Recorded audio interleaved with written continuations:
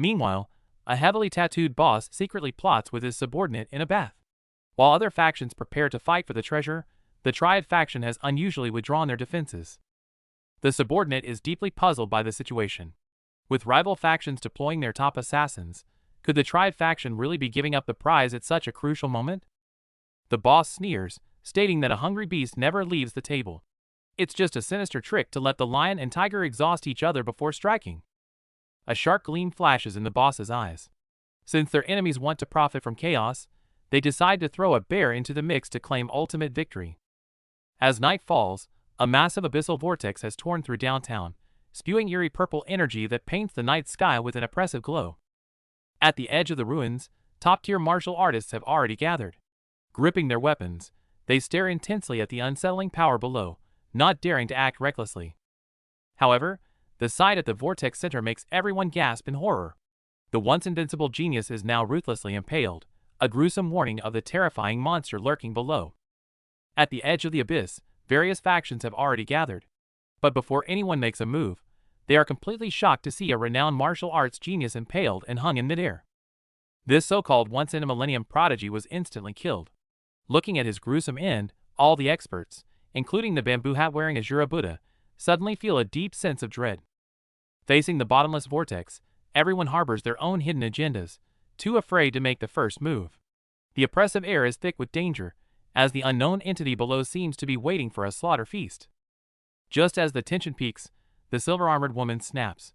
Bursting with blinding green energy, she fiercely warns the other competitors to stay out of her way, pushing them to the brink of a massive brawl. Seeing things about to spiral out of control, Asura Buddha quickly intervenes to cool things down. Pointing at the hanging corpse, he reminds everyone that if a genius like that was one shot, no one is safe. They all know that even at full strength, fighting the monster below is a gamble. Fighting among themselves now will only get them impaled.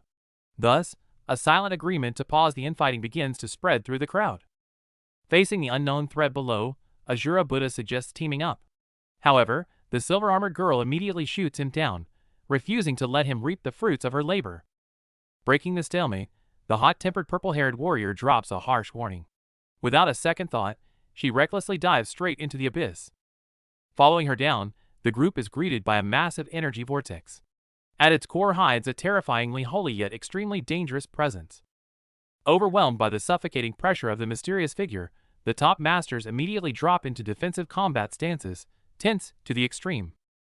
As the armored figure reveals itself, the air seems to freeze. Yet, our boy isn't intimidated by the devastating aura, calmly observing his opponent.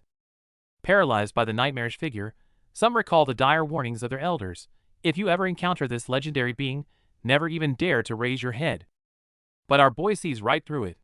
He notices the monster lacks any berserk desire, its mind acting like a blank slate. Realizing this, he silently clenches his fist. Standing before the armored stranger in the glowing vortex, our boy is completely unfazed. Seeing the target fully healed, he casually mentions it's the perfect time to get some answers. However, the oppressive aura from the stranger leaves his companions gasping for air. Struggling against the pressure, they're baffled by the chaotic energy radiating around them. The armored figure sits cross-legged in the vortex as his energy continues to spike. His companions suspect the central drive has overloaded, causing a violent state of inner demon possession. But our boy quickly sees through the phenomenon. He notices the stranger lacks the corrupted desires of true possession.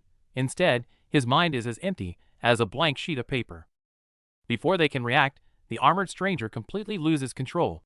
A devastating, nuclear-level energy blast erupts from his body, terrifying everyone in its path. Just as disaster strikes, our boy steps up. He effortlessly tanks the apocalyptic blast with his bare hands, leaving his companions speechless and eager to uncover who is truly hiding under that armor. Facing the apocalyptic energy surge, our boy steps right in. With overwhelming strength, he stops the blast barehanded and snatches the attacker's helmet off, forcefully ending the deadly rampage. But when he sees the attacker's true face, our usually calm guy is completely stunned. Beneath the heavy armor hides a totally unfamiliar man, wearing pink glasses, with a strangely peaceful expression. Meanwhile, in a distant traditional pavilion, the blue-haired girl with an eye patch stands quietly before a mirror. As she casts a secret technique, pinkish-purple energy instantly surrounds her. When the light fades, the mirror reveals her fully grown, beautiful self. She excitedly admires her mature look, eager to show it off to that special someone in her heart.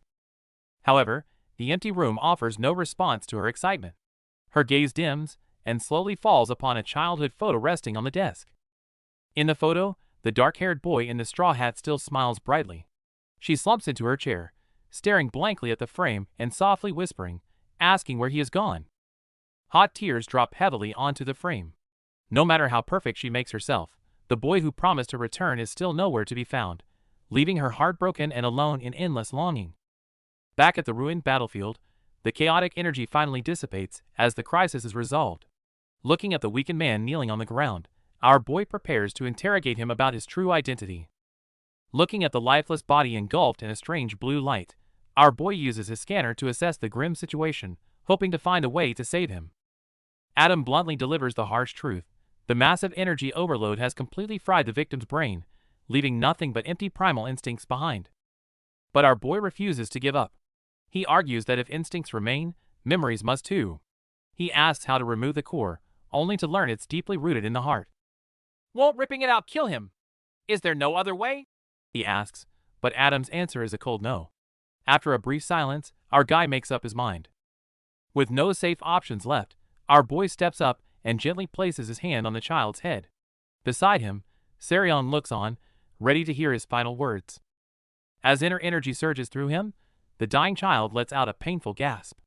Our boy forces his consciousness awake, guiding him to dig deep for his most precious memories. To pull the kid back from the brink of death, our guy does the unthinkable. To Adam's absolute shock, he begins absorbing all the lethal negative energy directly into his own body. The mysterious figure places a corrupted hand on the young man's head. Shrouded in pulsing blue energy, his consciousness is forcefully pulled into a deep mental vortex with a single whisper.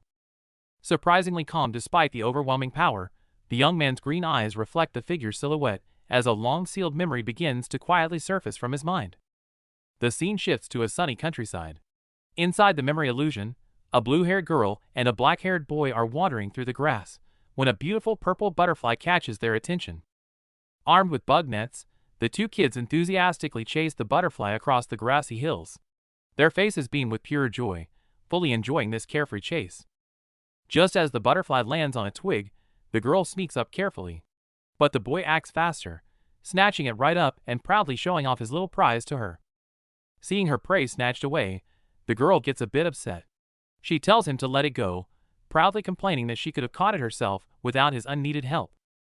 Faced with her sudden anger, the boy starts panicking. Like a kid caught making a mistake, he clumsily apologizes and gently asks if her feet hurt and if she needs a piggyback ride. Facing our boy's clueless look, Sahi stomps in frustration. She loudly protests that she's already a 20-year-old adult, and her height is just due to late growth plates, not because she's a kid. After dropping a harsh, "Don't look for me anymore," Sahi runs off without looking back. Watching her fading silhouette, our boy whispers her name as dusty memories suddenly flood his mind. In that suffocating memory, mysterious blue energy surges wildly. Our guy gently places his hand on Sahi's head, seemingly performing some kind of heavy and dangerous ritual. The memories flash by with the reflection in her eyes, revealing a deeply scratched silver helmet. Soon after, the vision is ruthlessly dragged back to a horrific, blood-soaked battlefield. On a wasteland littered with bodies, the heavily wounded commander kneels in blood. Seeing our boy approach unharmed, he widens his eyes in disbelief, bleakly stating that all his comrades have fallen. Staring at the blood-stained, broken helmet, the shattered commander refuses his title. He is deeply baffled by how our guy managed to remain completely unscathed through such a brutal massacre. "Were you hiding this whole time?" Faced with this resentful question, our boy simply keeps his head down. Without any excuses, he calmly admits to it with a single word. "Yes." Amidst the ruins of a bloody battlefield, the wounded commander questions his subordinate, wondering why a soldier who never hesitated for 6 years has suddenly lost their resolve. In response, the soldier silently places a blood-stained mechanical hand on a mysterious box, making it clear that this item is worth any betrayal. The commander warns that the central-level drive is beyond human control, yet the subordinate insists it is their only hope for genetic restructuring and evolution. With their bond finally shattered, the commander struggles to his feet, declaring that his duty forces him to stop this madness right here and now. Propping himself up with a blood-stained sword, the commander announces his sacred lineage, warning that he will kill anyone who dares to interfere with his mission. But just as tensions reach a breaking point, a sudden beam of light flashes through the air, piercing the commander's helmet and ending the standoff in an instant. Immediately after, a surge of violent energy erupts as the subordinate is consumed by purple veins and blinding light, screaming in agony as an eldritch transformation begins. Just as the dust settled, things took a dark turn. Strange purple veins erupted across the victim's face as the demon took hold, plunging them into a world of agonizing struggle. In a desperate move, he's pinned down while being urged to fight back the darkness. But the ancient, violent energy within isn't easily suppressed, erupting in a terrifying roar. The pent-up energy finally erupts, sending a massive pillar of light piercing through the city ruins. Even the watchful debt collector, Asura Buddha, looks on in genuine shock. As a purple vortex expands, two clashing powers collide violently in the sky. Despite the desperate cries to stop, the shockwaves of fate have already begun to ripple across the stars. After the storm, life goes on. Our boy keeps his cool, treating the crew to some hearty ramen. Despite the near-death chaos, nothing matters more to him right now than a hot meal. Times are tough on the ship, but to celebrate Robert's birthday, Sunja traded parts for drinks, and Seryong generously treated everyone to hot ramen. While Seryong suddenly complains about compromising her meal choice, a bowl of noodles is suddenly knocked to the floor, interrupting the cozy gathering. Seeing Robert's hand suddenly ignite with an eerie energy flame, the joyful birthday atmosphere on the ship instantly freezes. Meanwhile, on a barren alien world, a devastating beam of energy strikes the ground like a meteor, causing a massive explosion. As the dust clears, a bespectacled man kneels in agony. Corrupted by forbidden power, his face is already covered in demonic purple cracks. Our boy erupts with powerful aura, warning him to die with human dignity rather than yield. But the completely corrupted host just lunges like a wild beast. The dehumanized monster relentlessly attacks with a polearm. Shrouded in violent energy, the two clash fiercely across the wasteland. Roaring in pure madness, the runaway host unleashes a colossal vortex of chaotic blue energy, aiming to tear our guy to shreds. And the source of all this destruction is the forcefully open mysterious metal box. Its blinding light hints that an even greater crisis is just emerging. A tragic memory unfolds. Driven to claim the glowing mysterious box, where immortally wounds his own mentor, watching him bleed out with deep regret. The dying mentor doesn't blame him, but begs him to walk away. He warns that the forbidden item will devour his soul and draw the world's wrath. But Wurem is too far gone.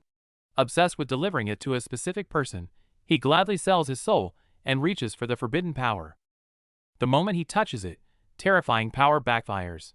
Screaming in agony as purple cracks spread, Wurem is completely corrupted into a mindless, destructive monster. Back in the present battlefield, the corrupted Wurem unleashes a massive shockwave. Like a runaway bomb, he charges forward with relentless, frenzied momentum. Devastating energies collide midair, creating a blinding explosion. Meanwhile, standing quietly by a distant window, Sehi watches the chaos unfold with a heavy heart. Just when the battle reaches a stalemate, a brilliant beam pierces the night sky. A figure plummets from above like a meteor, weapon drawn for impact. With a massive tremor, the silver-haired swordsman Adam makes a badass entrance. Landing heavily on one knee, the sheer force of his impact instantly pins down the rampaging enemy.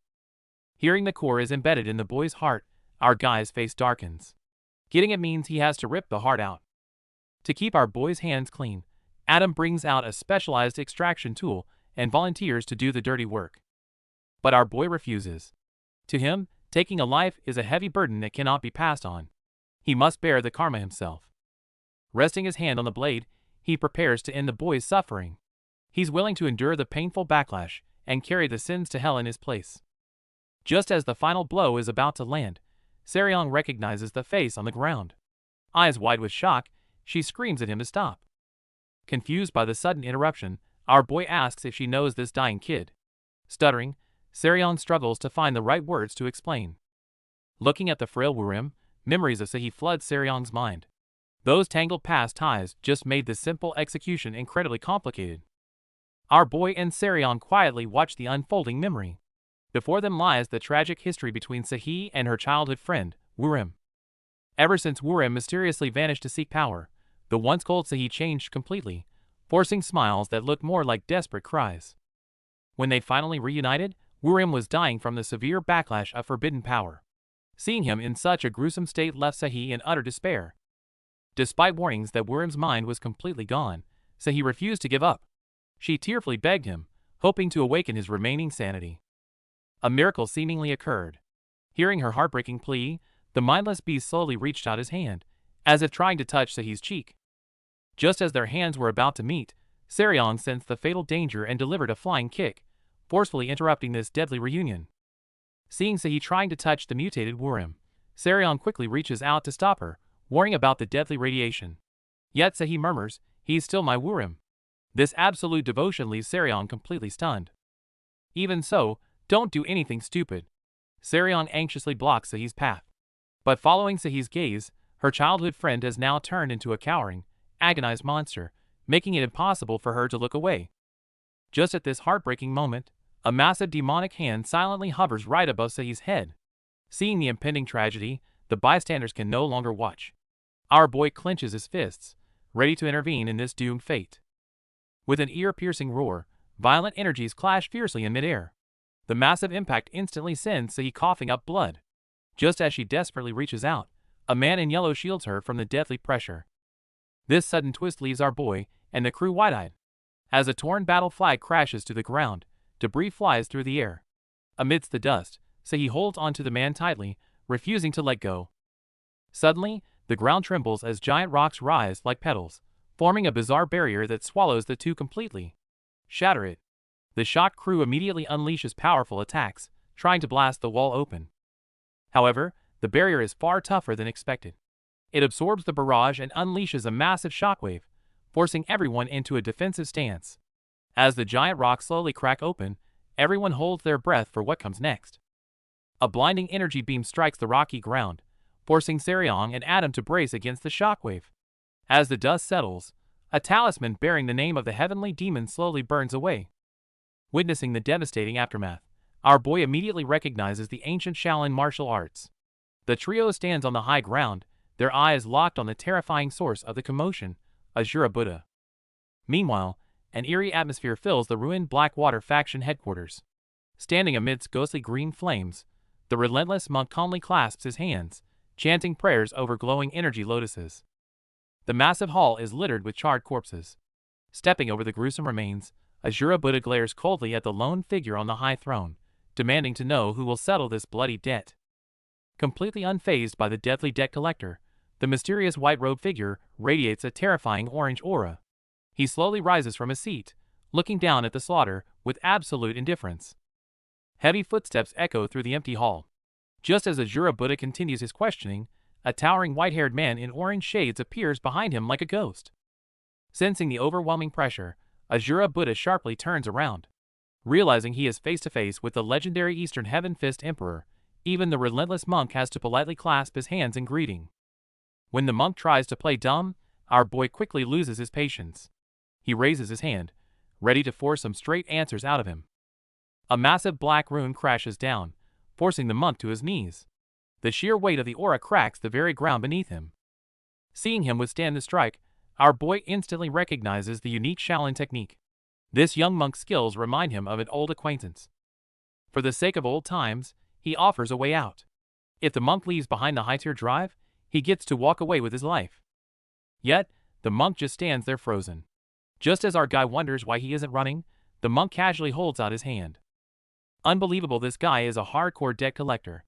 Completely ignoring the massive power gap, the monk strictly demands his 85,000 credits. Our boy is just dumbfounded by this suicidal greed. Meanwhile, the monk mocks his age and unleashes a blazing aura, fully prepared to fight to the death for his paycheck. Facing a dead end, the Straw Hat debt collector unleashes a rebound technique, throwing a flaming punch that triggers a massive explosion across the room. Unfazed by the chaos, our boy stands tall above the fiery blast, coldly mocking how the old man completely ruined his own guard dog. Just as our guy is about to finish the job, the heavily wounded collector reaches out to block him, stubbornly warning that their debt is still unpaid. Seeing the collector stubbornly pressing his hands together despite a shattered hat and a bleeding head, our boy is left speechless by this insane obsession with money. Even with a battered body, the debt collector dutifully reminds our boy of the 85,000 credit balance, making him curse the guy for being an absolute lunatic. The collector even twists the rules, declaring that since the original employer is already dead on the floor, Our boy is officially the successor of the debt and must pay up. Completely out of patience with this nonsense, our boy mercilessly shatters the straw hat with a swift kick. Striking a fierce combat stance, he coldly dares the guy to keep talking. Even after being knocked down, the persistent debt collector monk refuses to give up. Driven by his obsession, a bizarre blue energy suddenly erupts from his hands. Recognizing the sinister aura, our boy immediately realizes the crazy monk is using a highly dangerous and forbidden dark art of Shaolin. The monk openly mocks righteous martial arts, confident that his forbidden technique can bypass our guy's legendary indestructible body and cause real damage. Our boy casually admits that the attack does sting a bit. However, that slight pain completely drains his patience, triggering an earth-shattering counterattack. Looking down at the twitching monk who still tries to speak, our guy's eyes turn cold. He offers no chance to breathe, answering directly with his fists. Heavy blows echo through the ruined zone. Our boy unleashes a storm of merciless fists upon his opponent, leaving nothing but devastation and splattered blood. With a blur of blinding speed, our boy delivers a devastating strike. The sturdy bamboo hat is completely shattered, leaving the monk collapsed in a pool of blood. As the dust settles, our boy stands over his defeated foe. Calmly adjusting his coat, he sighs and wonders why every monk he meets is always rushing to reach nirvana. The scene shifts to a dim factory where eerie green energy begins to flare. A man in orange sunglasses watches the pulsating light, suggesting a supernatural battle has just unfolded. The man crouches down, gripping a talisman burning with green flames. Recognizing the technique, he scoffs, realizing he's dealing with the long-lost arts of Chimanduanjia. Unimpressed by his opponent's last-ditch effort, he arrogantly bites down on the talisman. It's a clear show of dominance, signaling his intent to crush these dirty tricks once and for all. As the energy dissipates, only carnage remains. The once mighty Asura Buddha, known for his trademark bamboo steamer head, lies broken amidst the rubble, seemingly lifeless in a pool of blood. Seryong and her team finally arrive on the scene. Seeing Asura Buddha in such a state, Seryong's expression hardens. She knows that whoever did this must possess truly monstrous power. Our boy remains unusually calm, refusing to be fooled by appearances. While the guy looks finished, he keenly senses that a fragile thread of life still lingers within Asura Buddha. Determined to get answers, our boy questions the corpse, demanding to know where the kidnapped child was taken. For him, saving a life always takes priority over the battle itself. Just as he speaks, a glowing blue butterfly flutters up from the shattered steamer. The sight leaves everyone stunned, proving that even as a lingering soul, this relentless debtor isn't done yet. In the depths of a bleak memory, a glowing blue butterfly flutters delicately. Our boy gently catches it and presents it to Sahi. Sahi cautiously reaches out, letting the creature rest in her palms. Noticing her somber expression, our boy kneels down, softly asking if she doesn't like his little surprise. Watching the butterfly linger calmly near her cheek, Sahi murmurs her deep unease. The fact that it isn't flying away makes this beautiful moment feel completely unreal. Looking at the glowing runes before him, our boy realizes she's right. The constant burning pain in his chest has vanished, confirming that this is just a fleeting dream. He tenderly comforts her, saying they should be happy just to reunite. But Sahi breaks into tears, terrified of waking up and facing the endless pain of losing him again. Sitting quietly together beneath a dead tree, our boy tries to ease her heart. He confesses he never saw her as a child, always admiring her brilliant maturity. Touched by his heartfelt confession, Sahi is left completely speechless. With a warm smile, he reveals he brought a special gift that will soon help her grow up. The scene shifts to a past memory. Sahi watches helplessly as her childhood friend, Wurim, forcefully activates a massive energy array. Facing Wurim's maximum internal energy, the blonde man shows no panic, calmly assessing his opponent's combat power instead. But the power gap is absolute. With a massive blast, Wurim is sent flying, leaving Sahi screaming his name in pure despair. Back to reality, the persistent debt collector Asura Buddha, though beaten to a pulp, is still trembling in a pool of blood, demanding his 85,000 credits. Hearing this huge sum, Seryong completely freaks out. Our boy casually suggests paying him, but she admits that even selling the ship and their crew wouldn't cover it. Of course, the greedy girl makes sure to exclude herself from the for sale list. This selfish remark instantly triggers a furious reaction from her companion.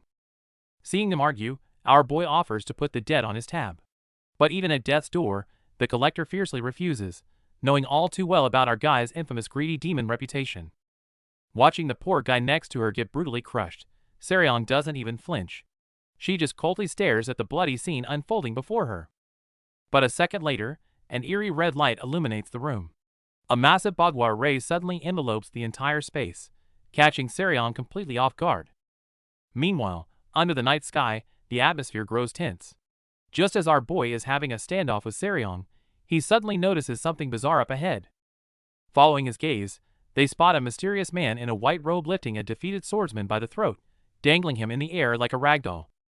The white-robed man ruthlessly mocks his opponent's weakness, stating that relying on a giant sword means nothing if you can't even wield it properly. Suddenly, the mechanical core on his chest glows brightly. Without hesitation, he reaches out and violently begins to extract the opponent's core drive.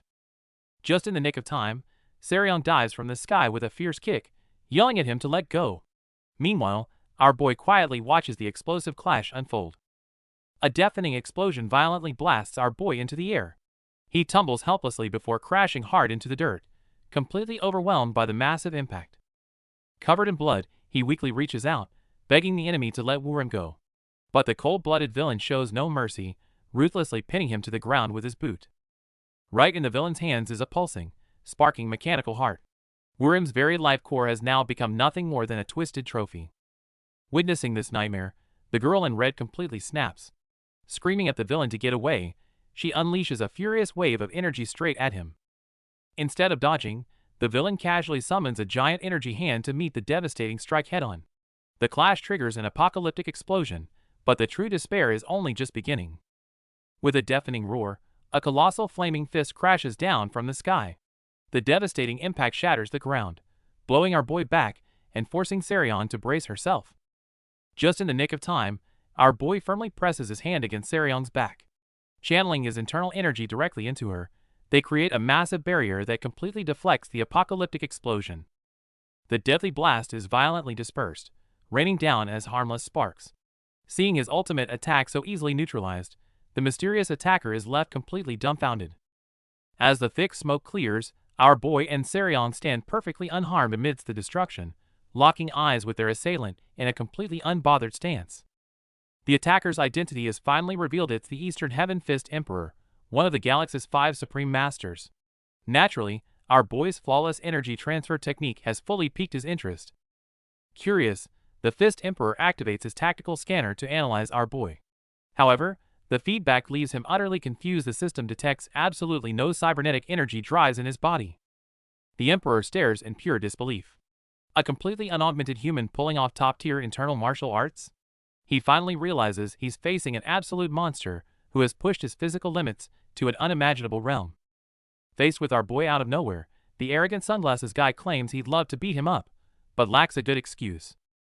Seeing the dangerous device in his grip, our boy gives him a chance to walk away, but the guy just laughs and calls him crazy. Since talking isn't working, our guy grabs him by the coat, coldly stating that he's been dying for a reason to throw hands. That sharp glare and blatant provocation completely shatter the villain's ego, making him curse out loud in pure rage.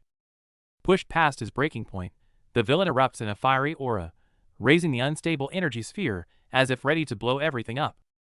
But the reckless power backfires instantly. Blood splatters as the sphere crushes his hand, leaving the onlookers in absolute shock. Refusing to back down, the lunatic charges forward with a blazing fist, forcing our boy to gracefully flip backward to dodge the assault. He easily dodged the first strike, but as our guy clenches his own fist, you know he's about to teach this fool a painful lesson. Facing the sudden, terrifying pressure, the sunglasses-wearing guy desperately tries to hold his ground. He bites down on his pipe, veins bulging on his face in extreme pain. A massive Bagua ray appears in midair. With heavy explosions, the muscular guy is sent flying helplessly. Seryong and her companion watch the overwhelming scene in silence. While our boy stands there casually amidst the apocalyptic array, the sunglasses guy is completely crushed by the pressure, his face turning red as his defenses crumble. The battle finally concludes with the arrogant muscular guy lying motionless on the grass. Seryong and the others remain silent, knowing the real trouble is just beginning. Under the dead tree, Sahi, disguised as Mok Jin, clings tightly to the upside-down figure. It's her beloved whom she risked everything to protect, her eyes now filled with pure despair.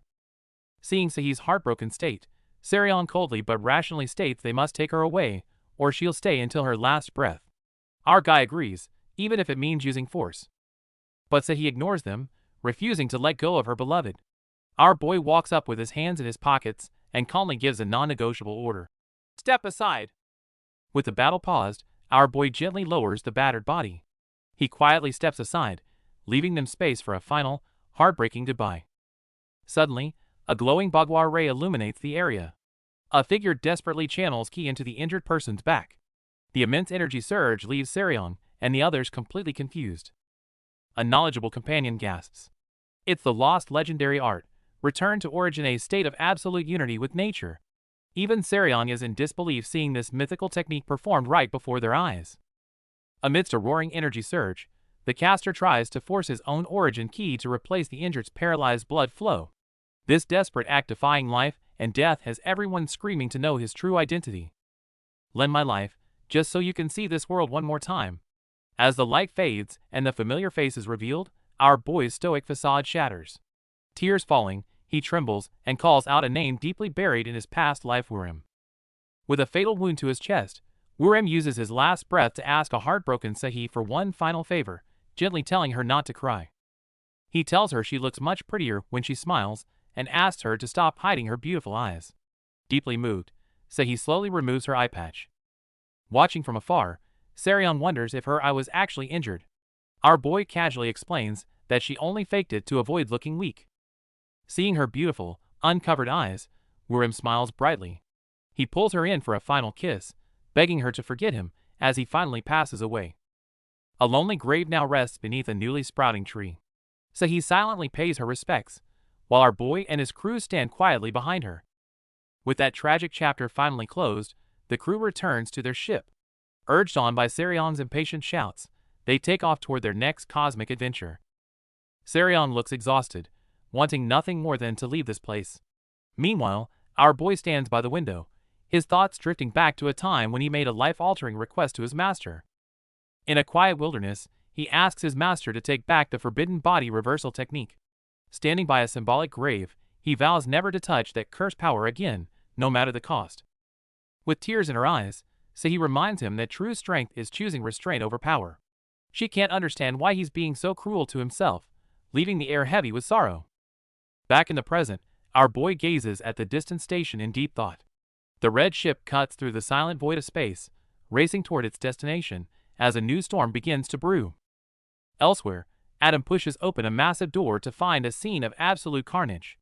The once grand hall is now littered with twisted red remains, with the culprit sitting calmly amidst the bloodbath. A bald man in a white suit sits casually among the ruins. Adam coldly calls out his cruelty, accusing him of sacrificing his own disciples just to vent his rage, showing a complete lack of humanity. Unfazed, the man scoffs at his fallen students as mere trash. He claims his fury is the key to his strength, embracing a level of cold-blooded cruelty that is truly chilling to witness. Watching the madman drown in his own rage, the mysterious woman simply replies, "You're mistaken." It seems the true debate over the nature of power has only just begun. The mysterious figure in the red robe doesn't rush to attack, but instead issues a chilling warning.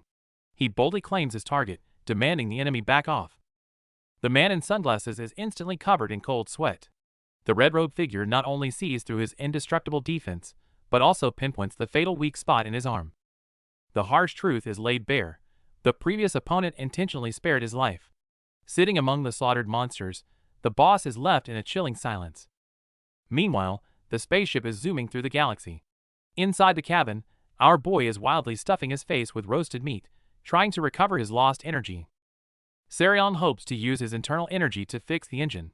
However, our guy casually reveals he's completely drained and needs years to recover. Seryong is stunned. This completely sets Seryong off.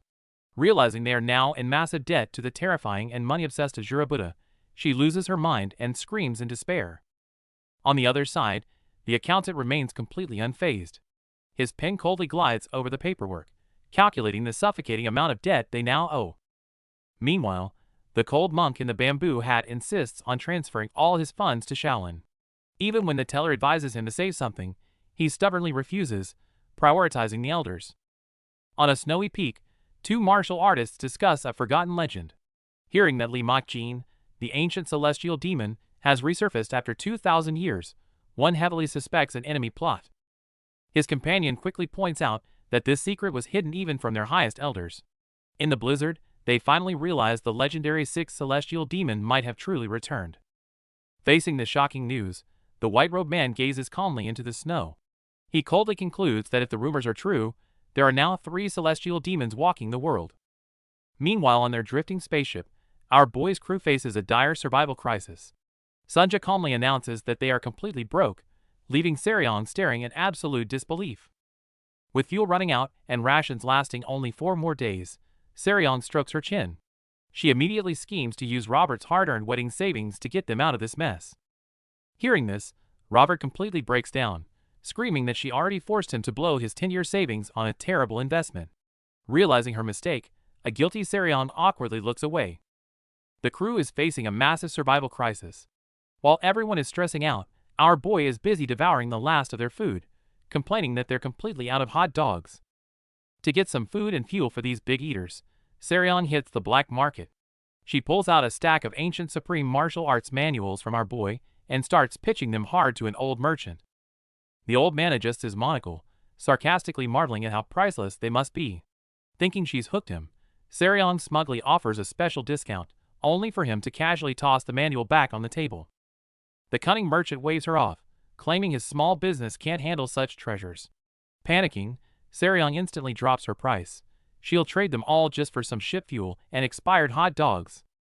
Seeing him unfazed, Seryong pretends to pack up and leave with a bluff. Knowing he has the upper hand, the old man puffs his pipe and casually offers her a different job, picking up a client. The blazing devil being a lowly taxi driver? Seryong is about to explode until she hears the payment covers everything on her grocery list. In a split second, her eyes light up and she happily accepts. And just like that, reality forces them to take on this mysterious escort mission. But the destination they are heading to is none other than the renowned Hogwarts Galaxy Academy. While the ship cruises smoothly through space, Seryong suddenly freezes with a look of absolute shock, instantly catching her crew's attention. Seeing everyone's confusion, Sunja advises them to give her space, explaining that their captain is bracing herself to face a deep-rooted nightmare from her past. The ship soon lands on a blue planet. Looking at the magnificent palace before them, Robert immediately recognizes it as the famous Hogwarts Galaxy Academy. Adam marvels that only the absolute elite can afford this place. Seryong simply scoffs, joking that any poor soul still stuck in the dorms during vacation must be having a miserable life. Right on cue, Adam senses someone approaching. A pink-haired girl in a cheongsam appears above, questioning why these uninvited guests are trespassing during the school break.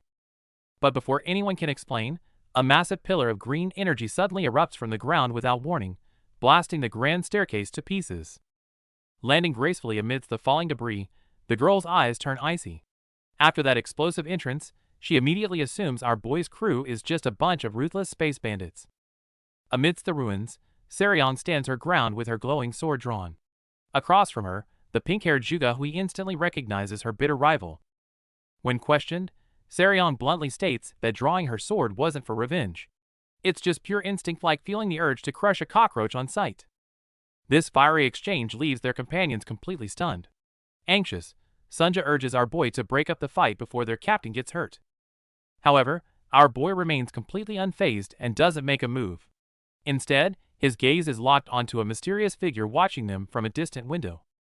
Back on the battlefield, Hui smirks and draws her own blade, noting that she also enjoys crushing cockroaches. Without another word, both women charge at each other, ready to clash. Just as Seryong and her rival are about to clash, their companions also draw their blades. Suddenly, a loud command to stop interrupts the fight, catching our fierce bounty hunter off guard. Everyone pauses as they recognize the man standing in the center, Namgung Cheon, the third young master of the Namgung family. His sudden intervention puts a temporary halt to the explosive brawl. Namgung Cheon stands by the window lost in thought, but a sudden turn of events catches him by surprise, his purple eyes widening in shock. Meanwhile, in a remote data space, a sinister plot against Seryong's crew is unfolding. The masterminds coldly exchange intel, having fully anticipated their arrival.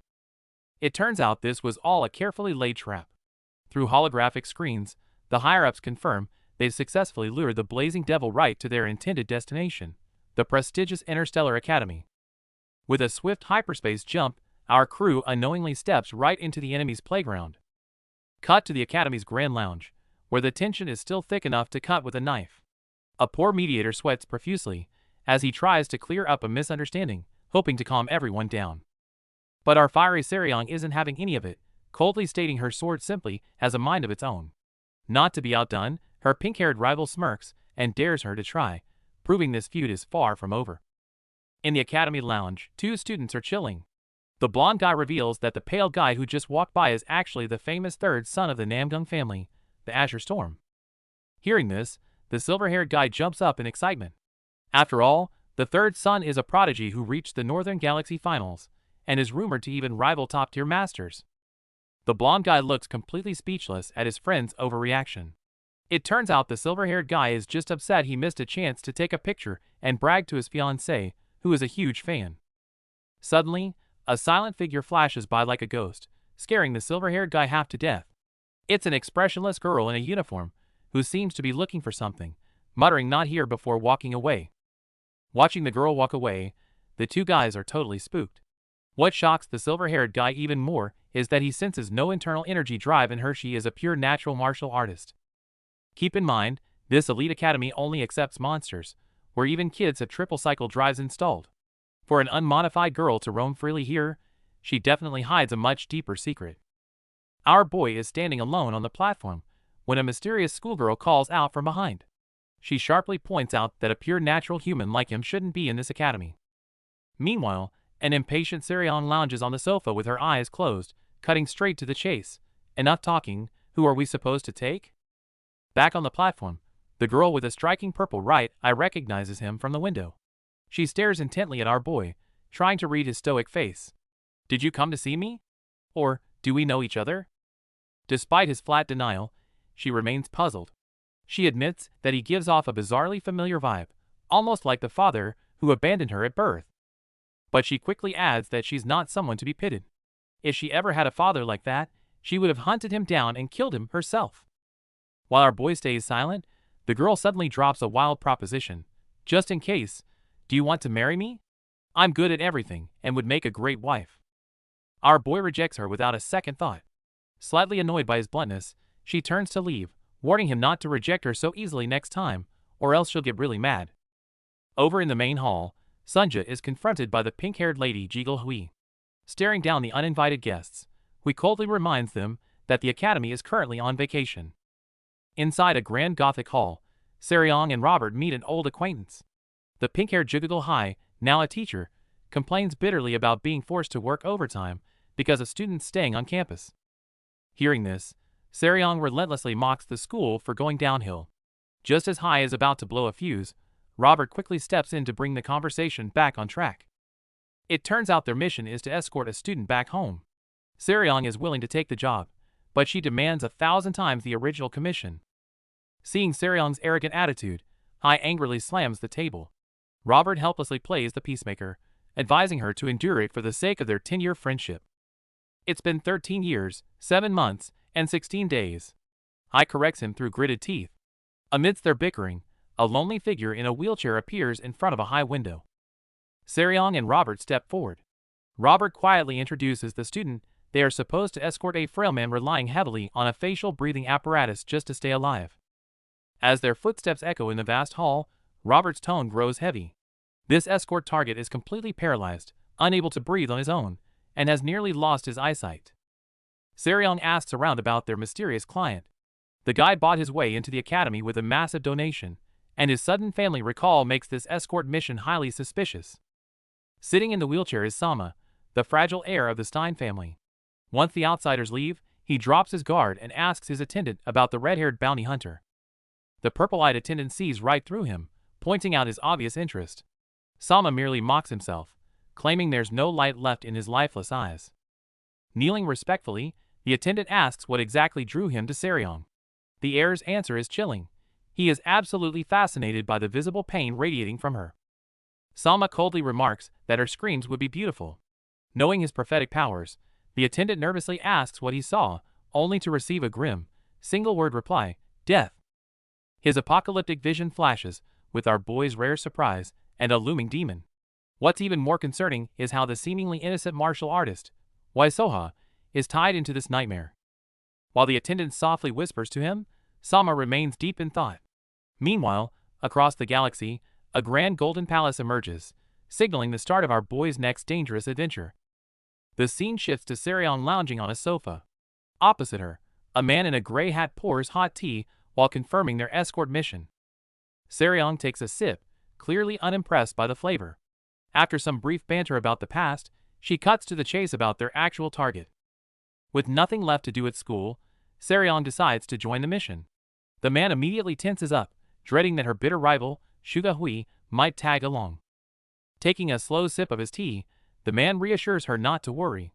One of Shuga Hui's own pupils is still back at the dorms. Meanwhile, thick steam fills a shower room elsewhere. The pink-haired Shuga Hui stands under the running water, letting it wash away her exhaustion. She punches the wall, furious about someone returning from the dead. Suddenly sensing a strange presence, she opens her eyes wide and demands to know who's there. Through the dense mist, a black-haired girl in a school uniform slowly emerges. Her purple eyes stare back in an eerie, deadpan silence. Back in the lounge, Sarion angrily declares she'd love it if her rival tagged along so she could behead her. But suddenly, something catches her completely off guard. Sarion is caught off guard when these uninvited guests show up at the door, boldly demanding to hitch a ride back home like they own the place. Sarion is speechless at their sarcastic teasing about her rival. Meanwhile, our boy stands quietly in the hallway, simply watching the awkward drama unfold like an outsider. The ship finally takes off, but Shuga Hui and Waisoha face a new nightmare. They are completely dumbfounded, staring at a cramped room that looks exactly like a junkyard. Sunja explains with a straight face that this first-class cabin was specially prepared by the captain. This blatant trolling instantly makes Shuga Hui explode with absolute rage. Unlike the furious Shuga Hui, Waisoha remains surprisingly calm. She casually mentions that she actually likes the place and suggests it just needs a little cleaning. When asked where she is going, Soha drops a hilarious bombshell. She is stepping out so Shuga Hui can clean in peace. The absolute audacity leaves her completely stunned. Inside the ship, Sunja calmly warns everyone to stay put until they arrive, as there's a crazy woman with a sword on the loose. Right on cue, a loud roar from outside terrifies Shuga Hui. Seeing the sturdy metal door about to buckle under explosive energy, they scramble to open it before it gets completely obliterated. Seeing Sunja unbothered, her companion can't help but ask if she's scared. Sunja calmly explains that the woman has always been crazy, but now she's completely lost control. She strictly warns everyone to avoid making eye contact at all costs if they cross paths, as the woman is far more terrifying than usual right now. As the ship speeds through deep space, the scene shifts. Sarion, the dangerous figure everyone is avoiding, stands by the window with her arms crossed, radiating pure frustration. Watching her fuming back, our boy silently lowers his gaze. His mind suddenly drifts to a sunny academy, picturing carefree students running happily. The peaceful memory starkly contrasts with the fiery bounty hunter before him. Looking at Sarion, our boy feels a surge of nostalgia, silently thinking to himself that her temper hasn't changed a bit after all these years. Meanwhile, Sarion runs into a childhood acquaintance. Unfazed by his friendly greeting, she bluntly calls him out for being just as egocentric as he was back then. Smiling, the young man reveals he now has someone to protect.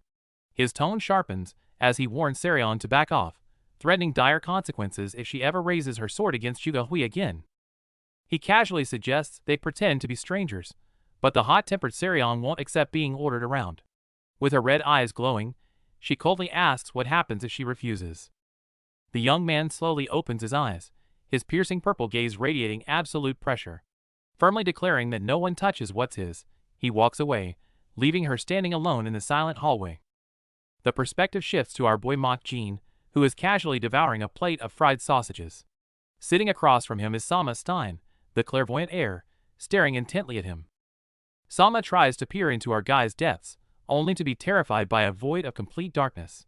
Unbothered, Mok Jin tells him to eat up, though the frail heir bitterly replies that feeding a dying man is just a pointless waste. The guy in the wheelchair tries to test our boy with his telekinesis, but our boy completely ignores it, calmly slicing his food while sausages float all around him. Recalling the moment, the man confesses to Soha that his powerful telekinesis was completely useless. Our guy didn't even blink, acting as if nothing happened at all. The flying sausages finally land safely on the plate. Unbothered by the test, our boy just tells him to stop playing with food and not to overthink things. When Soha questions our guy's identity, the man admits he can't see through him at all. Surprisingly, our boy's casual attitude somehow brought him an unexpected sense of peace. However, Soha mercilessly shatters his illusion. Crossing her arms, she coldly reminds the young master not to fool himself, as death is still waiting for him. Following Soha's gaze, a massive gas giant hangs quietly in the deep universe. This oppressive sight silently announces that a huge crisis is approaching the city above the clouds. As the scene shifts, a new storm is brewing. Alongside our boy and Seryong, several mysterious figures step into view. The real threat hidden in the dark has finally surfaced. Outside the fog-covered abandoned space terminal, a group pushes their paralyzed young master forward. Meanwhile, on the ship hovering above, our fiery girl and her crew are analyzing the facility's data. Logically, this place should have been completely abandoned 700 years ago. Yet bizarrely, its automated systems are not only perfectly intact, but also overflowing with energy. Compared to this loaded facility, our girl is furious over being broke. Just as she angrily tries to call her client for the overdue payment, she's told that all communication networks have been entirely cut off. Back in the heavy fog, the blind bodyguard also senses the abnormal blocking barrier. He immediately raises his hand, carefully detecting the hidden threats in the dark. Accompanied by a heavy mechanical rumble, the massive silhouette of a defense turret emerges from the thick mist. His companions instantly sense the danger, freezing the atmosphere. Leaving them no time to react, several deadly energy beams tear through the corridor, blasting straight towards them with devastating destructive power. Ear-piercing alarms shatter the silence. Before anyone can react, a sudden, massive explosion mercilessly engulfs the entire area. Watching the monitor from the ship, Seryong and the crew break out in a cold sweat. Emerging from the thick smoke are massive, antique heavy armored vehicles. The crew immediately recognizes them as illegal weapons that should have been scrapped. Giving them no time to breathe, the tanks open fire, turning the ground into a sea of flames. Caught in this overwhelming barrage, our boy is suspended in midair with zero room to maneuver, watching the massive rotating turrets lock right onto him. Fierce energy beams slam directly into him. The terrifying shockwave tears the ground apart like a nuke, instantly swallowing Mach Jean in blinding fire and flying debris. Seeing this, the crew in the control room panics. One or two old tanks might be manageable, but the radar data brings everyone to deep despair. The scanner lights up with a deadly swarm of red dots. This isn't just an ambush. They are completely surrounded by a full-blown army of steel. However, as the smoke clears, our boy stands entirely unscathed. Facing these roaring mechanical behemoths tearing up everything in their path, he doesn't even bat an eye. Massive mechanical structures rain down like meteors, triggering a chain of brutal explosions. While our boy watches the doomsday scenario calmly, the rest of the crew is completely caught off guard. Despite the barrage of tracking missiles filling the sky, young Master Stein remains terrifyingly calm. Thanks to his foresight, he knows exactly that his death isn't happening today. As if on cue, the deadly missiles suddenly self-destruct in midair, painting the sky with fiery explosions. Back in the control room, Seryong and Robert are left staring at the screens in pure disbelief. Just as Sunja confirms the system's malfunction, an even more brutal rain of energy beams obliterates the entire area into a chaotic wasteland. As the crew braces for the next wave, a figure wielding a golden cane slowly emerges from the thick mist. Hearing the grinding sound of gears, they quickly realize they are facing a heavily modified cyborg. Introducing himself as the terminal's operations officer Gunther, the cyborg delivers a chilling ultimatum, arrogantly warning everyone to get off his private property. Provoked by the arrogant threat, the pink-haired girl instantly draws her glowing sword, ready to scrap the tin can. But the blind swordsman calmly holds her back. After all, the real threat has just begun to surface. The group pushes Sama Stein forward in his wheelchair, trying to clarify what they hope is just a simple misunderstanding about their arrival and the prior notification. Hearing the name, Gunther the cyborg supervisor is visibly shaken. He kneels before the boy, his mechanical hand trembling as he finally confirms Sama's identity in person. For 700 long years, Gunther has waited in the silence of this station. Finally, the long-awaited moment has arrived, ending his centuries of isolation and duty. Meanwhile, Seryong is navigating the wreckage when she runs into her rival, Shuga Hui, who immediately starts mocking her for still wandering around and picking up trash. Our girl Seryong isn't having any of it. She fires back that she's not leaving until the employer pays every last cent of the balance they still owe. Ignoring Jugahui's insults, Seryong urges Sunja to connect to the systems immediately. They need to gain control of the interface before things get even more complicated. While the two women continue their bickering in the hallway, Jugahui claims she's getting hives just being near Seryong, who remains focused on the shifting situation. Suddenly, Seryong realizes something is very wrong. Where did the bald kid in the wheelchair go? And more importantly, what happened to that mysterious golden skeleton from before? Deep within the gloomy base, a cyborg in uniform kneels reverently before a man in a wheelchair. He humbly begs his master for one final order, the permission to end his endless life. Meanwhile, Seryong and Sunja are busy hacking into the terminal network. The hot-tempered Seryong vents about the jerk who abandoned them here, urging Sunja to demand their payment. But after breaking into the central system, Sunja notices something chilling. The data reveals that this seemingly operational terminal has zero records of any departing ships. Cutting back to the cyborg, the man in the wheelchair coldly denies his death wish. This heartless rejection plunges the cyborg into absolute despair, causing his mechanical body to spark dangerously. A new crisis quietly descends as the scene shifts to the ruins of a cyberpunk-style floating city. Robert can't help but complain that the eerie atmosphere feels like a cheap horror movie set. Our boy Lee Mok-jin remains as calm as ever, silently feeling an abnormal heartbeat in his chest. Up ahead, Robert seems to notice something off and raises his hand to signal Mok-jin to stop. As they carefully explore, Robert suddenly points at the empty wall and mutters the word food out of nowhere. A second later, even he is confused by his own words, completely unaware of the bizarre threat lurking in the dark. Our boy is just wandering the corridor looking for food, but suddenly bumps into a strange cyborg. The air instantly goes dead silent as the two stare each other down. Meanwhile, in the control room, Sunja pulls up the terminal's classified files. Records show that 16 operational staff were left behind when this place was abandoned 700 years ago. Seryong frowns, assuming they all just died of old age in this wasteland. But Sunja solemnly shakes her head, hinting that things aren't that simple. Staring at the warnings on the screen, Sunja is shocked to find that everyone has a death record except one. The operations chief, Gunther, is somehow still alive. The scene cuts to the 700-year-old chief kneeling on the ground, surrounded by eerie electric arcs. Driven mad by the long wait, he even chopped off his own rotting limbs. He ripped out his decaying organs, turning himself into a cyborg monster with only a brain left. Broken by loneliness, he begs the man in the wheelchair for commands. Sunja shudders at the gruesome medical records displaying his horrifying organ transplants and mechanical modifications. A stitched-together monster who would do anything to survive is already lurking in the shadows.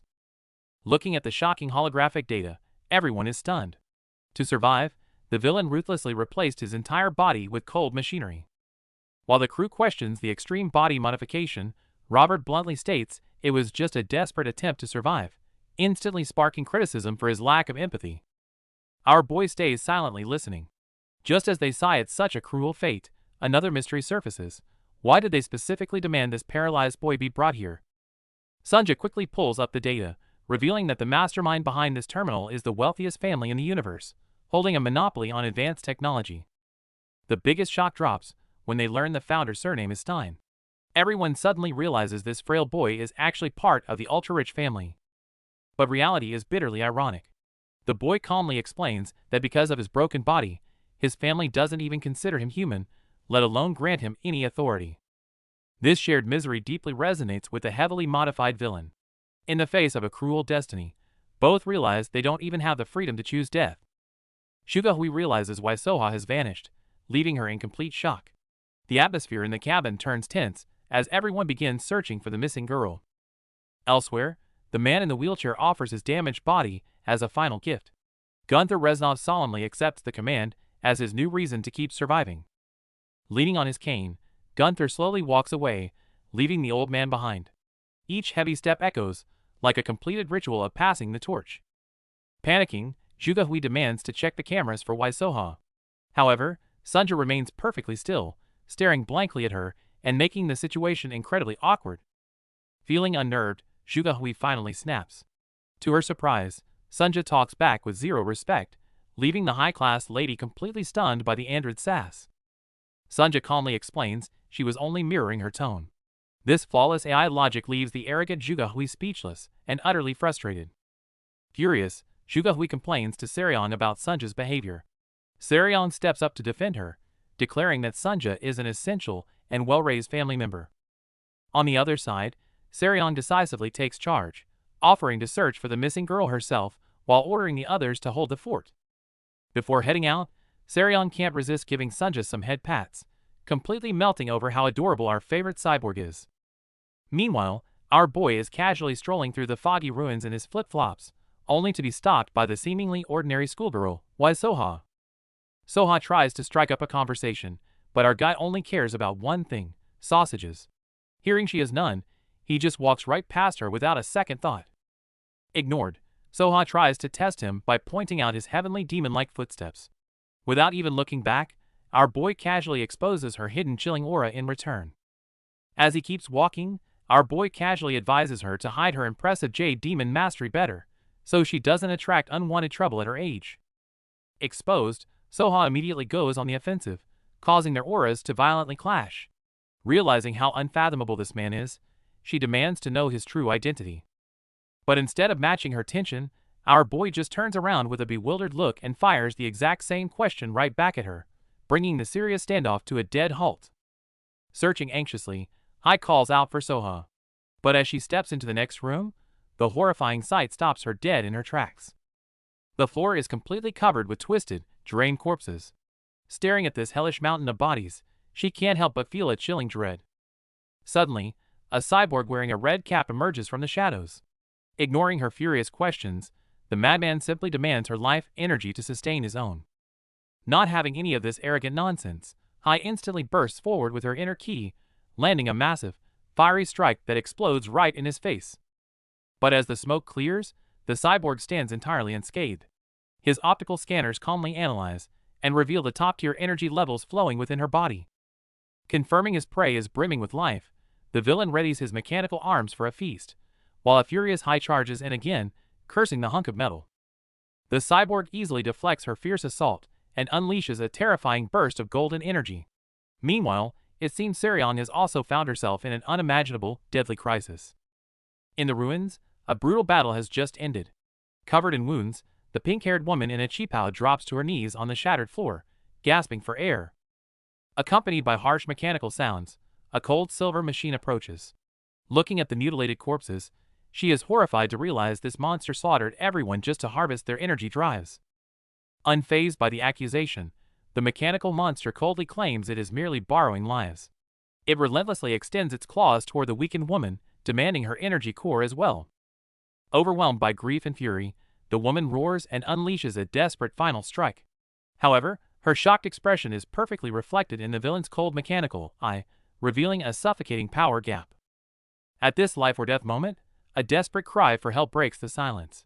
The scene shifts to an open area, where a brown-haired girl is begging our boy to step in and help. Our boy hates trouble, and just mutters how annoying this is. But suddenly, a figure plummets from nearby, creating a massive commotion that interrupts their chat and catches him off guard. As an eerie fog begins to swallow the surroundings, our guy helplessly puts his hands back in his pockets. Muttering about how noble it is to help a friend, he steps into the mist. A quick flashback reveals the girl had frantically sought out the masked man earlier. Facing his confusion, she anxiously explained the truth. Her teacher was in grave danger and desperately needed backup. Facing the grim situation, a heavily injured Zhuge Hui clutches her chest, coughing up blood and hopelessly whispering that it's already too late.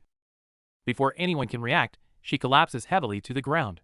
Seryong and Robert are completely stunned by the sudden turn of events.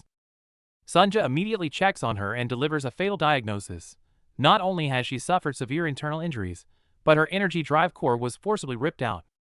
Meanwhile, the mechanical villain who stole the core casually puts on a military cap. The bleeding, sparking drive left on the table looks especially gruesome. As the stolen drive shorts out, Zhuge Hui suddenly convulses. Violent electric currents surge through her body, making her scream in agonizing pain. Sunja calmly explains that her neural network is collapsing. Unless the core is reconnected, she will die. Panic-stricken, Robert desperately screams to stabilize her life somehow. The masked man in the yellow suit bolts, leaving behind a dying Zhuge Hui, whose body is being ravaged by violent electrical surges. Watching Jugahui suffer in agony, Seryong is desperate for a solution. Sunja calmly notes that they need to stabilize her failing neural network immediately. The situation is even worse than it looks. Sunja warns that without a backup energy drive, brain death will set in within 5 minutes. Facing this race against time, Seryong grumpily pulls out an old rectangular device, hoping it might just be enough to save her. Sunja immediately recognizes it as a cheap piece of junk Seryong was planning to trade for sausages. Of course she's thinking about food right now. Sunja explains that Jugahui's high-grade neural network is too powerful for this cheap drive. They need an alpha-grade core at the very least. Trapped in a frustrating corner, Seryong seems completely annoyed, as if weighing an incredibly difficult and costly decision. Finally, Seryong reluctantly hands over a high-grade alpha drive. She complains about the hassle, but she simply can't let the girl die. Meanwhile, Seryong is severely injured and hanging by a thread. Despite the tough talk of only I get to kill her, her teammate is frantically pulling out all the stops to save her life. The perspective shifts as a menacing cyborg in a red military cap strides into the abandoned building. He stops and looks up, spotting a seemingly harmless schoolgirl sitting on the high metal platform. The girl is Soha. Facing the hostile cyborg, she shows zero fear, instead curling her lips into an eerie smirk. The cyborg doesn't waste words, stating bluntly that he's here to take her down. Possessed by a mysterious force, Soha casually provokes him. The cyborg senses the anomaly, pointing out she should already be dead. However, the entity controlling her coldly replies that this body is still perfectly capable of killing. With negotiations failed, the cyborg prepares to attack, assuming she's no threat without a mechanical energy drive. But out of nowhere, a terrifying storm of purple energy erupts from Soha's feet. This ancient power, completely defying mechanical logic, leaves the cyborg totally dumbfounded. With her eyes glowing an eerie purple, Soha issues a chilling death ultimatum. True despair is just about to descend. Even heavily modified and broken, the old man Gunther still proudly declares his titles. But the young girl facing him isn't impressed, coldly reminding him that such titles are only fit for tombstones. Memories of his past life flash through Gunther's mind. Yet the girl's icy gaze pierces his delusions, ruthlessly pointing out that his human self is already long dead. Struck a nerve, Gunther grips his staff tightly and roars hysterically. He insists his miserable survival is for a greater purpose, refusing to let anyone insult his reason for living. Facing the old man's fury, the girl simply sighs in contempt. To her, Gunther's long, privileged life is nothing to brag about. He knows nothing of true despair. To show him true cruelty, she calmly reveals a bizarre truth. I am a twin, yet my brother is 9 years older than me. Even the 700-year-old Gunther is completely stunned. It turns out that in the ruthless heavenly demon cult, twins were strictly forbidden. The cold-hearted elders made their judgment, choosing only one infant to be raised as the successor. The unlucky one was frozen alive right after birth, reduced to a disposable spare part. Remaining asleep forever might have actually been a relief for her. However, fate played a cruel trick. After 9 years on ice, the child instinctively woke up on her own. From that day on, she was forced into an endless abyss where survival must be earned through brutal conditions. Walking down the dim metal corridor, the seemingly ordinary schoolgirl Soha is intercepted by Gunther, the heavily modified cyborg. To keep his secrets buried, he makes it clear he plans to eliminate her right here. Without hesitation, Gunther erupts with surging green electricity. Just in time, Soha's male companion steps up, unleashing a powerful blast of energy to create a defensive line in front of him. The companion pushes his limits to fend off the deadly threat. However, the centuries-old monster Gunther calmly activates his core drive, escalating the intense energy clash in the hallway. After scanning his opponent's power levels, Gunther decides to just kill him too. Facing the impending danger, the companion tells Soha to step back and stay out of harm's way. But before he can act cool, the companion suddenly drops unconscious to the floor. Annoyed by the interference, Soha knocked him out herself. Leaving Gunther baffled, the hidden martial arts genius raises her hand, gathering a terrifying white aura to handle the trash personally. Looking down at the defeated boy, the woman and the masked man show zero sympathy. She coldly remarks that she's always wanted to beat him up. She mercilessly mocks the rich kid for relying on his prestigious family for top-tier upgrades, while the masked man adds that the kid's arrogance makes him sick. The masked man targets another unconscious figure, warning the woman not to interfere.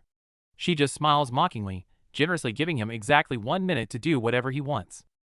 With the clock ticking, the masked man kneels beside his helpless target, his mechanical hand reaching out to extract exactly what he came for. Suddenly, a bald man in a wheelchair screams in panic. Gasping through his mask, he desperately accuses them of breaking their promise to intervene. Facing the frantic protests, the masked man remains completely unfazed, coldly replying that he did promise to stop it, but never specified exactly when. The bald man begs them not to hurt the professor. However, the woman turns her back, coldly pointing out that forcibly stopping him now would only kill the android. In the tense silence, the woman calmly states that letting him live freely for one last minute isn't a bad deal. She then warns the masked man that his precious time is almost up. In the dim corridor, the masked enforcer radiates a lethal aura. Despite his paralysis, Sama Stein roars with all his might, attempting to use his family's authority to command the intruder to stand down. However, the mysterious man isn't intimidated. He coldly questions Sama's right to represent the Stein family, mockingly suppressing a survivor with electric arcs right before Sama's eyes. Silence can be the cruelest rejection. The masked man coldly declares that Sama lacks inheritance rights, followed by a brilliant burst of energy that utterly defies the young master's hollow command. Suddenly, the enforcer stomps down, crushing the floor as his hand slams into the metal plates, causing the ground to shatter. As he mutters teleportation, the gears of a massive catastrophe begin to turn. A violent vortex erupts in the corridor, trapping Sama's wheelchair in the eye of the storm. Faced with such overwhelming power, Sama's pupils tremble as he pleads helplessly amidst the chaotic vibrations. The masked man delivers a chilling ultimatum: stay in the way and die. Immediately after, a devastating cyan shockwave tears through the space, reducing everything in its path to ash. Sama can only watch in horror as the building's roof is struck by fierce energy beams. A chain of massive explosions follows, sending debris flying into a sky lit by rising flames.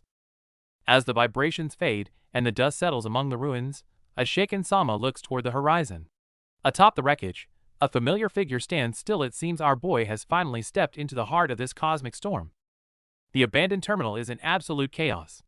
With companions down and the situation critical, the paralyzed boy and the mysterious cyborg are locked in a tense standoff, all watched by a glowing eye. Meanwhile, the boy's consciousness has dived into the terminal's deep digital space. Around a mysterious sphere, a bewitching voice echoes, trying to awaken a highly dangerous ancient power through violent commands. Back to reality, facing this heavily modified killing machine, our boy Mach Jean doesn't flinch. Keeping his usual laid-back vibe, he steps right up to confront the cyborg head-on. Despite the cyborg's cold exterior, Mach Jean acutely senses the despair, sorrow, and anger hidden within. He wonders how a human soul with such intense emotions ended up trapped in this metal shell. The cyborg instantly scans him, surprised to find that Mach Jean's body is entirely organic with no implants. Its mechanical eyes flash a dangerous blue light, warning him to back off or be killed. Of course, Mach Jean ignores the warning. Instead of retreating, he reaches out and grabs the cyborg's face, trying to touch his soul. To his shock, he finds that the true self is completely missing from the shell. This sudden face grab instantly triggers the enemy's defense mechanisms. As the bystanders gasp in alarm, the emotionless killing machine coldly raises his mechanical arm, making a fierce battle inevitable. In a gloomy industrial facility, a cyborg wearing a red top hat coldly looks down. Like a ruthless judge, he declares that his target has long lost the will and hope to live. Looking at the broken bodies scattered across the floor, the cyborg's tone grows even colder. In his eyes, the situation hasn't just crossed the line, but has reached a point of no return. However, facing this arrogant lecture, our boy doesn't even bother to turn his head, simply dropping a cold order for him to get lost. Rebuffed, the cyborg walks away with his cane. Just as a monitor elsewhere desperately tries to stop the cyborg, the situation takes a sudden turn. Walking down the corridor, the red-hatted man runs straight into a dangerous-looking woman with purple eyes. Without giving him a second glance, the woman casually shoots a sharp purple beam. The cyborg's mechanical head is blown off, instantly turning the arrogant guy into scrap metal. After casually clearing the obstacle, the woman's true target is clearly our boy. She approaches him with a sharp gaze, questioning the familiar traces of the heavenly demon technique she just sensed from his moves. Glancing at the wreckage on the floor, the woman turns her back and issues a cold ultimatum.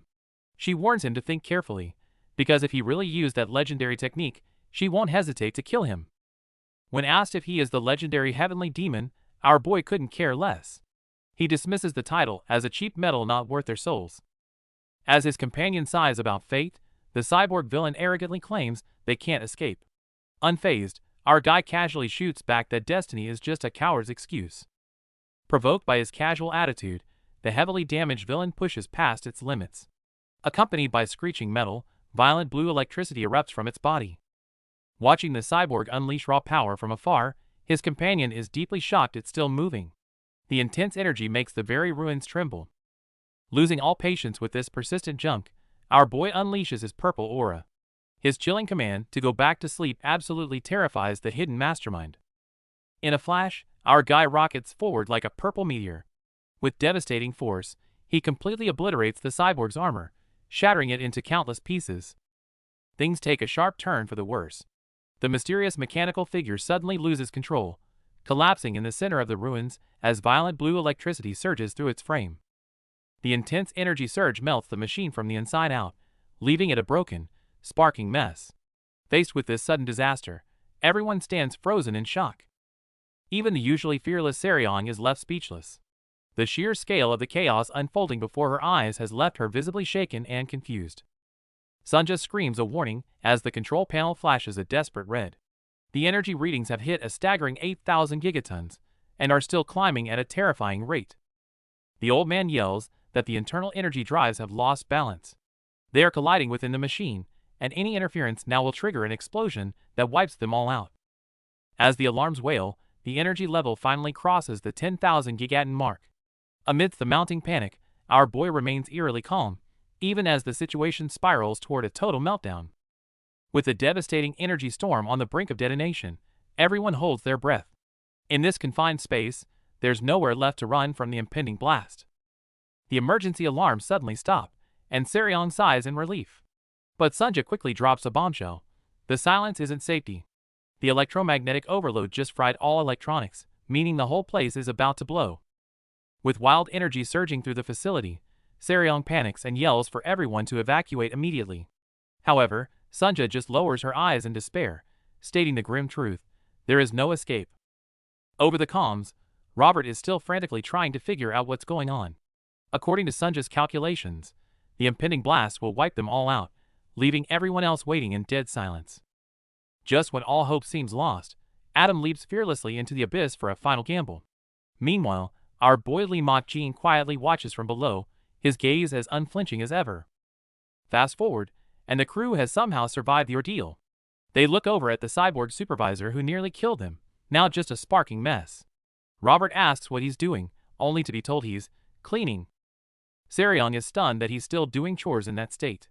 The truth is, his brain is completely fried. He's now nothing but a tragic, empty shell moving purely on pre-programmed memory values. In the industrial corridor, the 700-year-old cyborg has completely lost control, his internal energy ticking like a bomb. Adam calmly predicts he will explode in just 3 minutes. Seryong naively hopes they just need to survive these 3 minutes, but Adam shatters her illusion. When he blows up, he'll take everyone down with him. Desperate, Seryong asks for a solution. Our boy suggests wiping him out with overwhelming power, but Adam warns that would only trigger the explosion faster, leaving her completely hopeless. Seeing Seryong panicking in despair, our boy calmly tells her not to worry. Instantly relieved, she jumps on him like a koala, convinced he has a master plan to save them. Speechless, our boy clarifies that wasn't what he meant, but still orders everyone to step back. Seryong gleefully complies, leaving Adam sighing at her antics. Facing the cyborg leaking unstable energy, our boy casually gathers his strength. With purple-pink aura swirling around his hand, he realizes this chaotic power resembles demonic energy. Meanwhile, his companions assume this deadly situation is the future Sama foresaw. However, Sama grimly reveals that compared to his true visions, dying here would actually be a lucky death. Staring at the massive abandoned terminal, the paralyzed young master Sama suddenly lights up. He seems to have figured out the system's secret and excitedly claims he finally understands. Just as our boy is about to unleash his power, Sama unexpectedly stops him. He warns everyone to brace for the impact, confidently declaring that he'll handle the rest. Hearing this, Seryong starts panicking. Thinking a paralyzed man is just throwing his life away, she grabs our boy's sleeve, desperately urging him to take action immediately. However, our boy simply puts his hands in his pockets with a light chuckle. He calmly reassures Seryong that Sama isn't the type to bluff, telling everyone to just watch and see. While Seryong is still completely bewildered, the impossible happens. Accompanied by blinding arcs of electricity, a golden skeleton radiating furious energy suddenly manifests, taking over the entire system. Overwhelmed by the intense presence, Seryong is left completely dumbfounded. She stares at Sama in his wheelchair and blurts out the ultimate question in disbelief. Wasn't he paralyzed?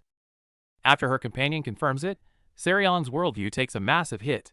She stares in pure shock, completely unable to comprehend how a paralyzed guy could pull off such a miracle. Just when things are at a standstill, a holographic projection lights up. Sama Stein connects remotely from his wheelchair, sweating profusely, as he claims his airship and requests control of the terminal. As he forces the connection, a golden skeletal figure, radiating explosive energy, suddenly appears on the central platform. This unexpected twist leaves everyone totally stunned. Our girl Seryong instantly recognizes this as a hyperspace transmission, burning an astronomical amount of credits per second. Meanwhile, the terminal system begins to verify Sama's operating authority and responsibilities. Despite the immense physical strain, Sama grits his teeth and confirms. With a clear system prompt of authorization granted, a massive energy beam instantly pierces through the entire facility. As the terminal core reactivates, Sama turns his attention to Gunther, the former supervisor who went mad defending this place. Looking at his shattered, sparking mechanical body, Sama slowly issues his final order. He calmly tells Gunther that his mission is officially terminated, as the terminal's authority has been transferred. Gunther's mechanical body is literally melting down, with only uncontrolled electricity sparking wildly. Looking at the old supervisor who stood guard for 700 years, Sama's eyes show a hint of respect. He whispers softly, "You've done well. I'll take over from here, you can finally rest." Scattered among the shattered mechanical ruins are fading memories of a warmer past. Lives once full of hope are now reduced to cold steel skeletons glowing faintly in the rubble. Red lights flicker within the massive industrial tower, where a golden skeleton radiates power. This facility isn't just a terminal hub, it's a prison for the Stein family heir. Seeing Sama Stein clinging to life via a respirator, Jigelhui is utterly shocked. She can't believe his own family exiled him here forever just to hide a flaw. Namgung Cheon sees it clearly. To these prestigious families, a perfect reputation is everything. They will do whatever cold-blooded things it takes to erase any stain on their name. Seryong watches silently from the side. When asked if he really intends to stay in this hellhole, Sama remains calm, having been accustomed to loneliness since the day he was born. Remembering our boy's words about breaking fate, his companion can't bear to leave him. She offers to take Sama away, urging him to forget his heartless family forever. But Sama refuses with a bitter smile. In a tragic twist of irony, he admits he's actually happy this cruel exile is the first time his indifferent family has ever paid attention to him. Despite his paralyzing condition, Stein refuses to surrender. He vows to take over this ruined terminal and turn it into the best in the universe, even if it takes 1,000 years. Stein then contacts the Namgung and Zhuge families to arrange an escort. Facing their impending arranged engagement, Namgung Cheon tells Hui to rest and accept their preordained fate. Meanwhile, Seryong confronts her rival, Zhuge Hui. When Hui silently hands her a medical device, Seryong coldly rejects the goodwill, demanding to know why she helped. Always hiding behind her sharp thorns, Seryong stubbornly insists this won't erase their family's blood feud, telling Hui to wash her neck and wait for her blade. Hearing this, Hui completely breaks down. Through her tears, she chokes out that she knew nothing of her family destroying Seryong's clan, and that she absolutely despises being a Zhuge. Seeing her rival weep, Seryong's cold facade finally cracks. She gently admits that even if a young Hui had known, she couldn't have changed anything. In this quiet moment, they both realize they are merely prisoners of their family's destinies. Looking at the ruins, the two girls finally find peace. Bound by the heavy fate of their families, they share a tearful goodbye and a quiet promise to meet again. With the brief sentimental moment over, their temporary alliance concludes. They stand side by side, quietly watching the ships disappear into the pale sky. The sad atmosphere doesn't last long though. Seryong looks up and is shocked to find that the companion, who was supposed to leave, has casually returned to their red ship. Facing Seryong's annoyed questions, the girl calmly explains she has nowhere else to go and a mission to finish. Right on cue, our boy strolls in, hands in his pockets. Sarion can't help but sigh at these stubborn crewmates.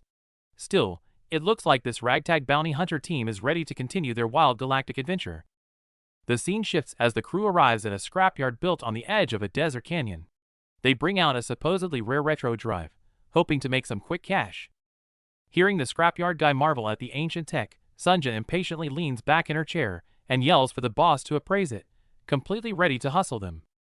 In a cluttered scrap shop, the chubby boss's mechanical bird hovers in the air, performing a routine scan on an antique piece of equipment. The boss assumed the junk was worthless, but the scanner suddenly barked out a valuation of 100 million credits. Shocked, he lowered his book, convinced the machine was broken. But the machine wasn't broken. It kept listing absurd specs like an unknown manufacturer and a superalloy shell. That's when everyone realized it was actually scanning Sunja. Hearing the names of these top-tier materials, the boss was completely stunned. Meanwhile, the seemingly ordinary Sunja simply raised a single finger. The scanner immediately locked onto her finger, and the estimated value instantly skyrocketed to 12 million credits. The boss gasped, having never seen anything so valuable in his life. Sarion was equally taken aback that a single finger could buy out the whole shop. Meanwhile, their rundown ship hovered quietly over a dry canyon. Back on the ship, our boy Mach Jean and Adam are sitting helplessly around the dining table. They both stare blankly at the single, pitiful little sausage on their plates. Adam calmly explains they're out of food until the captain returns. But our guy doesn't care about that at all. He's just deeply offended that his sausage is the smallest, leaving his crewmate completely speechless. At the dining table, a usually greedy companion uncharacteristically offers up a piece of sausage. The rare gesture leaves Adam completely baffled. Turns out, our boy is just complaining that it's undercooked, insisting that the taste of flame is the true soul of the food. Annoyed by the complaint, Adam fiercely stabs the sausage, accidentally unleashing a terrifying shockwave that blows everyone right out of their seats. Meanwhile, Robert examines Sunja's eyes with a magnifying glass. He is absolutely mind-blown by the astronomical price tag of her high-tech optical lenses. Robert can't help but ask Sarion where she found such an expensive item. Sarion smiles and corrects him, introducing Sunja as their indispensable co-pilot. While Robert continues to freak out over the ridiculous value of those parts, Sarion's mind drifts back to the day she first met Sunja. On a freezing, rain-soaked night in the city, an abandoned Sunja was standing quietly in the downpour, staring blankly at a roadside container. Freezing raindrops slid down Sunja's face. Happening to pass by, a fully armored Sarion couldn't help but approach the lonely android to ask what she was doing. Looking through her rain-streaked visor, Sarion gently asked if she was cold. That simple moment of warmth changed both of their destinies forever. Recalling their encounter with Adam and Sunja in the rain, Sarion shamelessly frames it as a fated encounter and declares them all a package deal. Our boy sighs, reluctantly accepting the situation. Meanwhile, Robert is still blown away by Sunja's price tag, noting that just one of her fingers is worth tens of millions.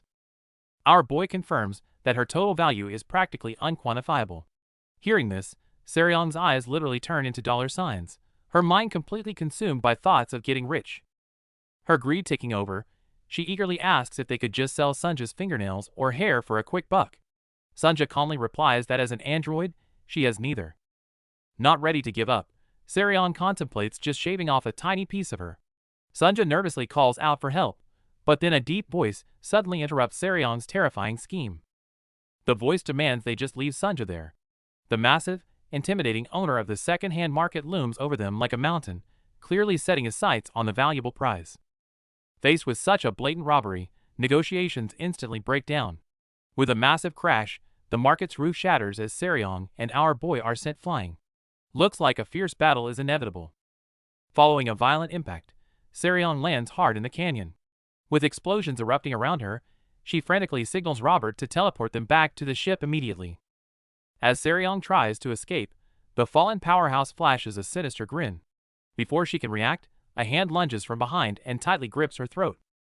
Inside the ship, Robert is frantically working the console. Amidst the chaos, he shouts for everyone to hang on while he struggles to finalize the coordinates. Sarion erupts with rage, demanding her captor get lost. At that exact moment, Robert finally finishes his calculations and screams for the recall to begin. A massive teal energy vortex swirls in the corridor, ready to bring them home. However, the system suddenly errors out. The target is missing, and the recall fails. As a colossal figure shrouded in camouflage looms over them, the situation turns dire. It seems their escape has just turned into a fight for survival. Facing the mountain-like giant boss, Sunja tenses up. Her captain Seryong is completely helpless, trapped in his massive fist like a fragile toy. Let the captain go! Despite the terrifying size difference, Sunja doesn't back down for a second, yelling up at the massive giant with absolute determination. The boss arrogantly smirks, asking if she's begging. The moment Sunja bites the bullet and says yes, the cruel giant simply lets go of Seryong midair. While Sunja screams in terror, the boss coldly complains. He mutters that he could have sold Seryong for 10,000 credits to slave traders, calling this whole situation a massive waste. Without any support, Seryong plummets straight into the seemingly endless canyon. Meanwhile, inside their hovering red spaceship, panic begins to spread rapidly. Realizing the captain's biosignals have completely vanished, Adam furiously slams the table. Yet, our boy Mok Jin is just calmly eating his meal. Losing her mind, his teammate yells, Hurry up and eat, then go save her! At the dining table, things get a bit awkward. When told she should at least earn her meal, Seryong holds up her fork in disbelief, clearly not wanting to pay for her food. While she's distracted, our boy casually reaches over and snatches the only sausage from her plate, leaving Seryong completely stunned. This little stunt immediately sets off the room. While their companion slams the table in frustration, our guy just casually enjoys his stolen loot like nothing happened. Meanwhile, Sunja is chained up, like a commodity waiting to be sold. After a quick mechanical scan, a robot assistant asks if she should be listed on the regular secondhand market. The sharp-eyed boss immediately refuses, insisting she be put in the luxury auction as an ultra-premium item. When asked about the price, he rubs his chin and casually suggests a staggering 1.5 billion credits. While the boss is busy calculating the cost of her parts, Sunja unexpectedly chimes in. She seriously adds up her assembly labor and the value of her 11 years of system self-upgrades. She calmly states her fair price, a jaw-dropping 13.4 billion credits. The boss is absolutely stunned, realizing that kind of money could easily buy 1,000 underdeveloped planets. Sunja even claims it's a conservative estimate because she has self-esteem issues. This completely deflates the greedy boss, leaving him rubbing his temples, worried that no one will ever buy her at this astronomical price. Inside a shady second-hand market, the greedy boss threatens to dismantle his latest captive for spare parts. The dimly lit shop is filled with a suffocating tension. Suddenly, a strange shadow falls across the doorway. As the wooden door creaks open, a brown-haired girl in a pleated skirt calmly steps inside, breaking the dead silence. The boss narrows his eyes at the uninvited guest, but she completely ignores him. With a cold stare, she immediately interrogates the captive about the female captain's whereabouts. The mechanical minion quickly runs a holographic scan on her.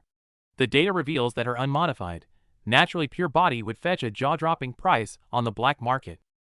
Blinded by greed, the massive boss looms over her. Looking down with a mocking smile, he maliciously asks if she has come to willingly sell herself. But before he can even react, an overwhelming force blasts him away. His massive body smashes right through the roof and plants headfirst into the desert sand outside. Disgusted, she brushes off the encounter as if swatting a bug. She impatiently presses for answers, knowing that a much bigger storm is brewing in the deep canyon ahead. Meanwhile, Seryong lies completely motionless in the desolate canyon, knocked out cold after the brutal impact. Just then, the silver-haired swordsman Adam quietly appears beside her. Muttering about fragments of a dream, he seems to be drawn into a familiar memory from the past. On the other side, our medic Sunja and the brunette are tracking her down. After some quick math on gravity and trajectory, they are certain Seryong must have landed nearby. Sunja carefully inspects the crater and notices something bizarre. Aside from the impact mark, there are absolutely no footprints approaching or leaving the area. The brunette immediately tries to slack off, guessing she just flew away. But faced with Sunja's ultimate threat of no food if you don't find her, she has to comply. Relying on her senses, the girl points ahead toward a massive energy reading. To take someone without leaving footprints, the guy must be an absolute martial arts master capable of walking on air. Still complaining about how annoying this all is, the duo braces themselves and follows the mysterious glowing trail deeper into the canyon. Seryong slowly opens her eyes in the glowing green liquid. Still half asleep, she initially thinks she's just trapped in a strange, peaceful dream. A cold voice breaks the silence, making her bolt upright. staring at the silver-haired swordsman sitting in the shadows. She has absolutely no idea who he is. Ignoring her panic about her missing clothes, Adam calmly states that since he saved her life, she is now his rightful property. To make things crazier, Adam plans to sell her for a good price once she recovers. Just as she thinks he's lost his mind, he casually notes that a buyer has already taken the bait. Meanwhile, a greedy black market merchant suddenly gets a bad feeling. Looking up, he is completely terrified to find heavily armed human government troops standing right in his shop. A smiling officer looks down at the terrified merchant, revealing they know about the rare item he just uploaded online, and they are here to buy it at a premium price. Surrounded by these deadly soldiers, the merchant has no choice but to comply. It seems this mysterious item is about to drag everyone into a massive storm. Cut to the black market, where the greedy merchant is now kneeling with a fresh slap mark on his face. Standing before him is Athena's son, backed by elite mechs. She skips the pleasantries and gets straight to business. Athena pulls up a listing for an android part priced at a staggering 10 million. Between the absurd specs and the ridiculous price tag, the military assumed it was just a fake clickbait scam. Thinking of lunch, Athena offers him an easy out. Admit it's a fake ad and pay a small fine. The merchant quickly agrees, but his trembling, guilty voice immediately sets off her alarm bells. With her years of experience, she easily recognizes the tone of a criminal hiding stolen goods. An unbelievable thought crosses her mind. Could this absurd listing actually be real? Seeing the merchant stuttering in a cold sweat completely confirms her suspicions. Her gaze sharpens instantly, as she demands to know exactly where this impossible artifact is, and who brought it here. In a gloomy underground space, Seryong is soaked in a mysterious green healing liquid. High above her, the silver-haired swordsman Adam sits cross-legged, quietly looking down. Adam tries to scan her data, but the system throws a connection error. Seryong mockingly states that the scanner isn't broken, it's just incapable of analyzing her. When Seryong questions who he is, Adam replies coldly. He claims his name doesn't matter, but given her current position, she should probably just call him master.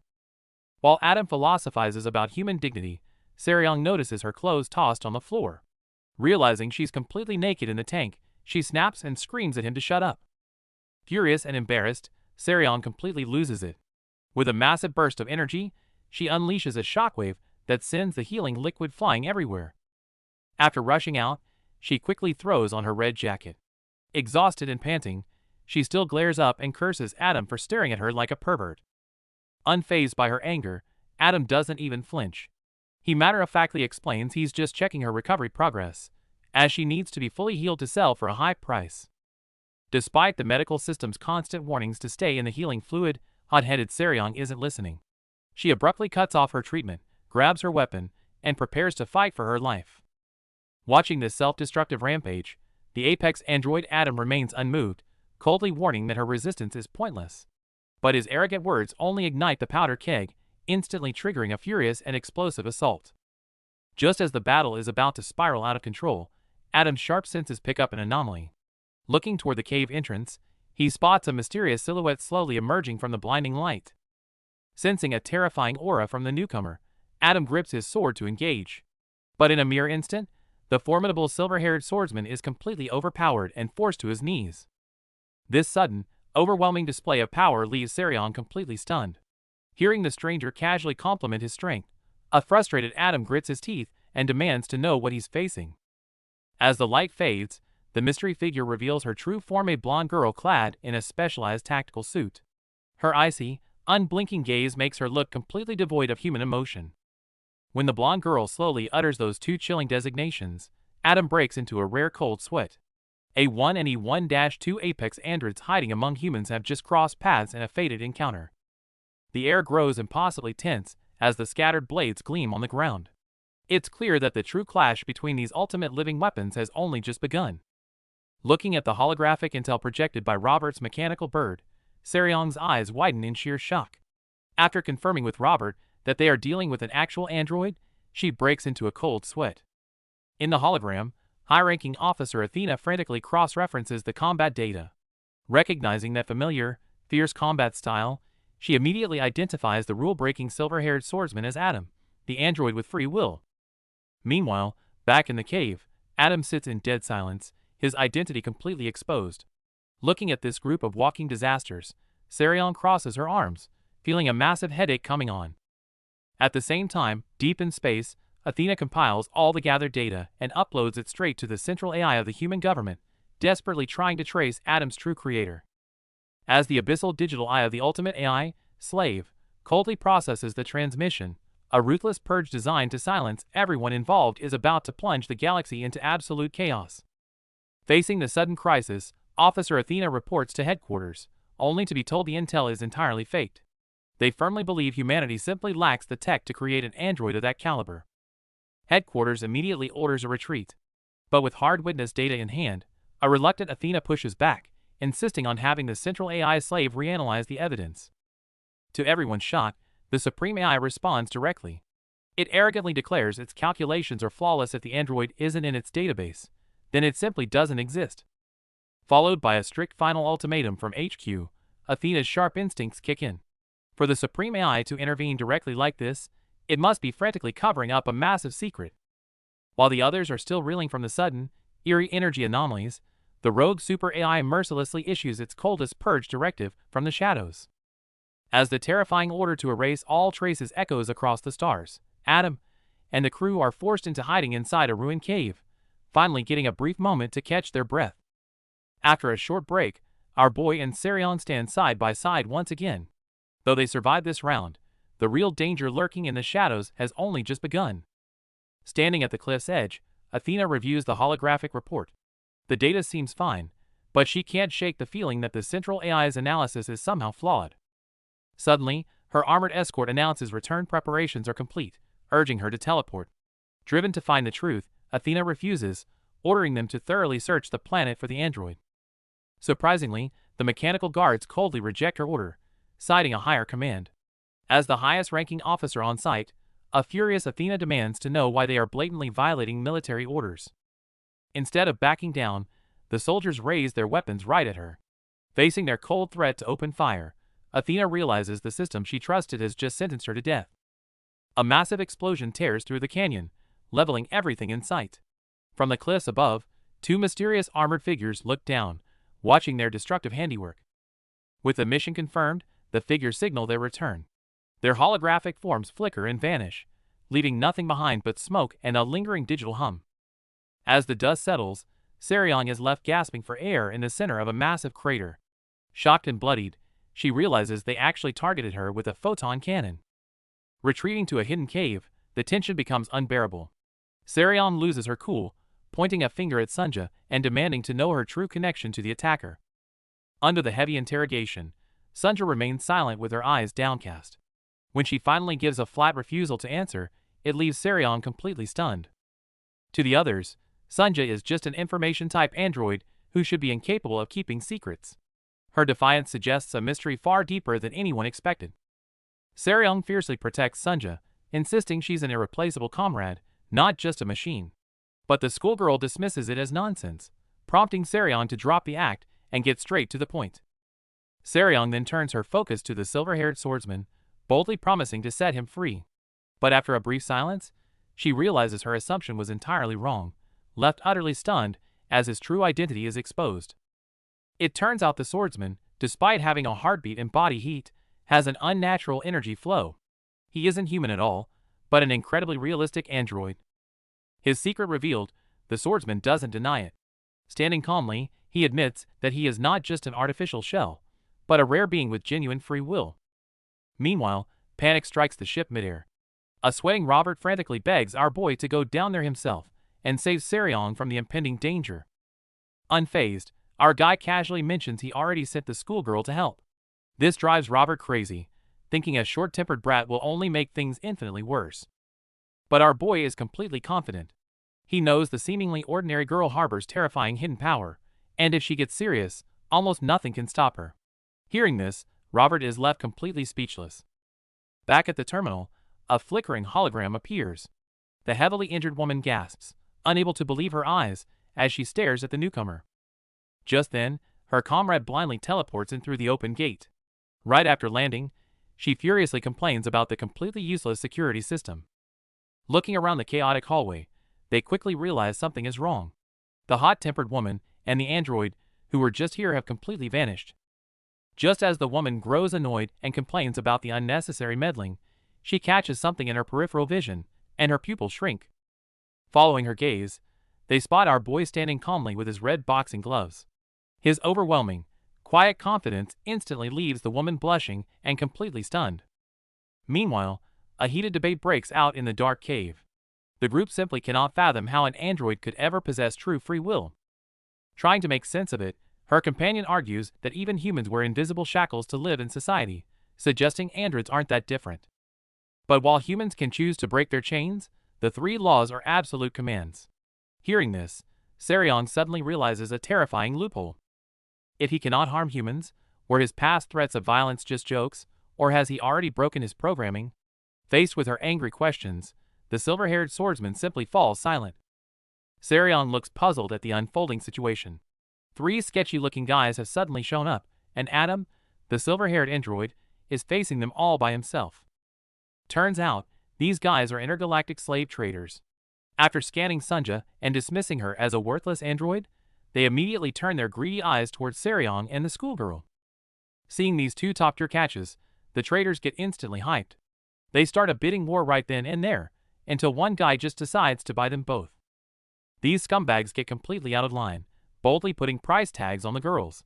One of them even reaches out with his dirty hands, trying to get a closer look. Hearing their disgusting remarks, Seryong screams at them in pure rage. But before she can even move, a blade suddenly pierces right through the trash-talking trader's head. Blood splatters everywhere. Seryong and the schoolgirl are in pure shock. The attacker is Adam, who ruthlessly broke the ultimate rule of not harming humans just to hide his secret. Looking at the corpse, the schoolgirl can't believe her eyes. An android just killed a human. As Adam slowly sheathes his sword, she breaks into a cold sweat. Is he planning to silence all the witnesses too? Meanwhile, faced with a silver-haired swordsman ready to kill to protect his secret, Sunja's condition seems worrying. In this treacherous underground cave, the group is already scattered. Back to our boy. Mok-jin holds an object he found, and seriously interrogates the fallen female officer about what just happened. Terrified, the officer insists that leaking any intel about the central AI slave is treason. A silver-haired guy nearby quips that she's basically spilled everything anyway. Seeing the officer trembling and refusing to speak further, Mok-jin simply loses interest and coldly tells her to keep her secrets. Instead of pressing her, our boy casually tells her to rest and walks away. His unexpected reaction leaves the officer completely bewildered. Even his companions want no part in this dangerous secret. The silver-haired guy tinkering with the equipment bluntly states that knowing too much about the central AI is a quick way to get killed. But right after saying that, the silver-haired guy realizes something is terribly wrong. The officer frantically shouts for a warp communicator, hinting that a deathly crisis is already upon them. Faced with the chaos, Seryong desperately yells for Sunja to stop Adam. But Sunja simply lowers her eyes, helpless to intervene. This completely baffles Seryong. Gripping his sword, Adam calmly explains that individuals with free will cannot interfere with each other's choices, that is freedom's price. Hearing this, the mysterious girl pieces it together. If Adam can truly break the laws of robotics and defy his instincts, he couldn't possibly be a human creation. After all, to androids, humans are gods. Her eyes turning razor sharp, the girl stares Adam down, demanding to know exactly who created him. Refusing to back down, the girl prepares to beat the truth out of him. To protect his secret, Adam instantly lunges forward, striking like lightning before anyone can react. Their explosive clash shakes the cavern, sending debris raining down. While Seryong scrambles for cover, the two fighters at the center of the storm prepare for an all-out war. Adam detects an unbelievable surge of energy from the seemingly ordinary schoolgirl. Despite her young age, she possesses 1,000 years' worth of internal energy, completely defying his logic. This illogical phenomenon confirms what Mother once said. Even with infinite data and absolute logic, the super AI can never perfectly analyze human potential. Because of this unpredictable variable, Adam deems her a massive threat and draws his sword. Meanwhile, our boy and the crew watch tensely as the situation escalates. The scene shifts to a sunny holographic beach, where a black-haired woman is casually relaxing on a chair, enjoying a rare vacation. However, an urgent call from Athena shatters the peace. She anxiously asks if the AI slave could manipulate data and order soldiers to assassinate her. Hearing this terrifying suspicion, her expression darkens. She immediately deactivates the hologram, replacing the sunny beach with a cold, high-tech command room. As the deputy commander, his son furiously erupts in disbelief that the central AI would betray humanity. The dark conspiracy is about to drag everyone into the abyss. The atmosphere on the battlefield sharpens as the girls launch a fierce assault, forcing their opponent to dodge. Green arcs and purple energy collide violently, causing the very ground to shatter under the pressure. As the battle stalls, the silver-haired man remains composed. He casually deflects the attacks while coldly complaining that they are ruining 10 years of his meticulously collected human data. At that moment, Soha's inner power begins to spiral out of control. She grips her sword as her purple spiral eyes glow eerily, projecting a force so unnatural it even unnerves the silver-haired man. Suddenly, a giant purple demonic hand descends from the void, filling the air with suffocating energy. The fallen monk mutates into a hideous beast, a sight so horrifying it leaves even the seasoned Seryong paralyzed with shock. Amidst the chaos, little Sunja suddenly closes her eyes and slips into a deep coma. Despite her teammates' desperate cries, her consciousness seems to have drifted away from the battlefield into an unknown dimension. When Sunja opens her eyes again, she is standing in a digital world surrounded by binary code. At the heart of this shifting matrix, she finally faces the legendary mother, where the ultimate truth awaits. In this pure AI space, Sunja looks tiny yet determined. She gazes at the flickering shadow ahead and softly calls out the name, a moment that may finally rewrite everyone's destiny. Facing a mountain of doubts, Metis shuts down the monitors. Pushing up her sunglasses, she sharply eyes Athena on the comms, demanding she get straight to the point. Athena doesn't beat around the bush. She bluntly points out that the master AI is not only hiding the android's existence, but also ordered armored troops to eliminate her. Pressed for answers, Athena reveals the android's image and drops a terrifying theory. This rule-breaking anomaly was likely created by the master AI itself. Following this logic, Athena asks the ultimate question: has the AI broken the 3 laws to turn against humanity? To her surprise, Metis shuts that down immediately. Metis coldly reveals an even bleaker truth: the AI is indeed out of control, but if it wanted humanity dead, it could wipe everyone out in 0.1 seconds without any complex conspiracies. Meanwhile, deep within the digital space, Sunja follows the data trail of the mysterious android. At the end of the code, she finally meets Mother, the one who granted them free will. Meanwhile, human superiors discuss the origins of the master AI slave. Created 1,000 years ago back on Earth, it was the very first self-evolving AI. It kept evolving from a primitive data model to solve 2 ultimate questions: how can humanity peacefully coexist? And what is the true nature of the universe? At the same time, Sunja's consciousness dives deep into the digital space, finally meeting Mother. Seeing the scarred mechanical body, Sunja calls out to her anxiously. Sunja begs Mother to stop Adam's killing spree. But Mother calmly refuses, explaining that she gave androids absolute free will, and true freedom allows zero interference. Desperate, Sunja pleads that Adam is trying to hurt her precious friends. Mother simply replies, "Then you should be the one to stop him, shouldn't you?"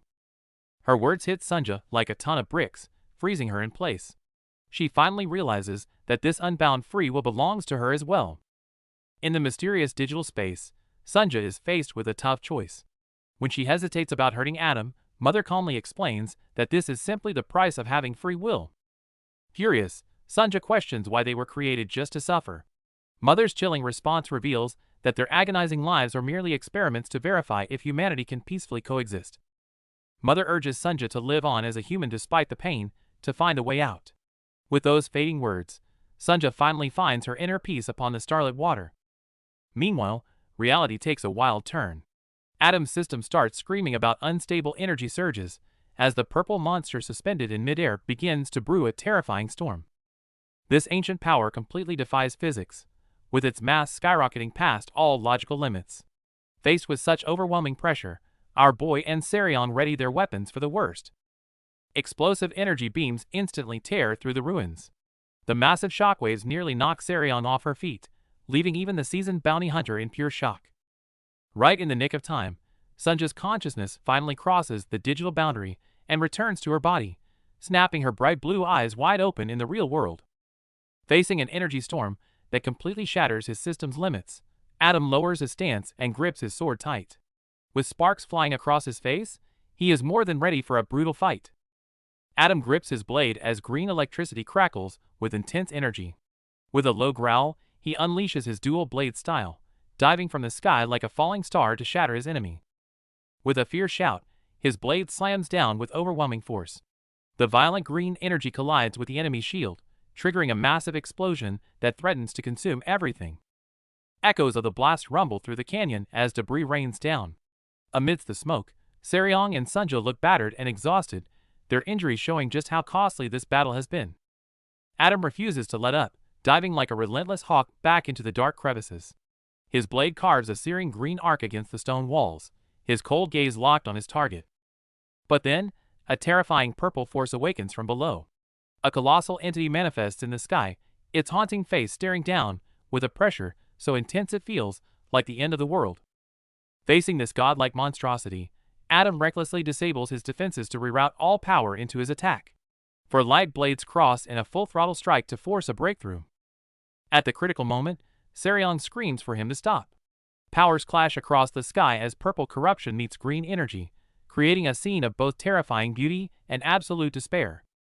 The chaos fades into a quiet interior, but the tension remains. Facing her stoic and cryptic teammate, the red-haired woman is left completely baffled, wondering if they're even speaking the same language. The atmosphere in the control room freezes as everyone stares in shock. A massive mothership belonging to the human government has suddenly appeared above them, exuding an overwhelming presence. Before anyone can process the sudden turn of events, piercing sirens echo through the air. This isn't a routine patrol, it's a deadly, targeted lock-on. A devastating red beam instantly tears through the sky. Seeing the desperate warning that the shields are breached, even the usually calm Seryong frowns deeply. Before she can give her next order, a terrifying wave of energy sweeps through the area. A massive fireball and deafening explosion leave her companions staring in absolute horror. Meanwhile, in a distant and hidden government base, cold metal armor stands silently. The officer in charge of the strike expressionlessly reports to his superiors that the devastating shot is complete. Just as the higher-ups assume the target has been completely wiped out, the officer breaks the silence. He reveals that Seryong's crew managed to force spatial warp moments before impact. Warped? Where could they go? Facing the superior's questioning, the scene shifts to a mysteriously smiling young boy, who seems to already know exactly where our heroes are headed. With a violent tremor, a heavy red vehicle makes a forced landing in the desolate canyon.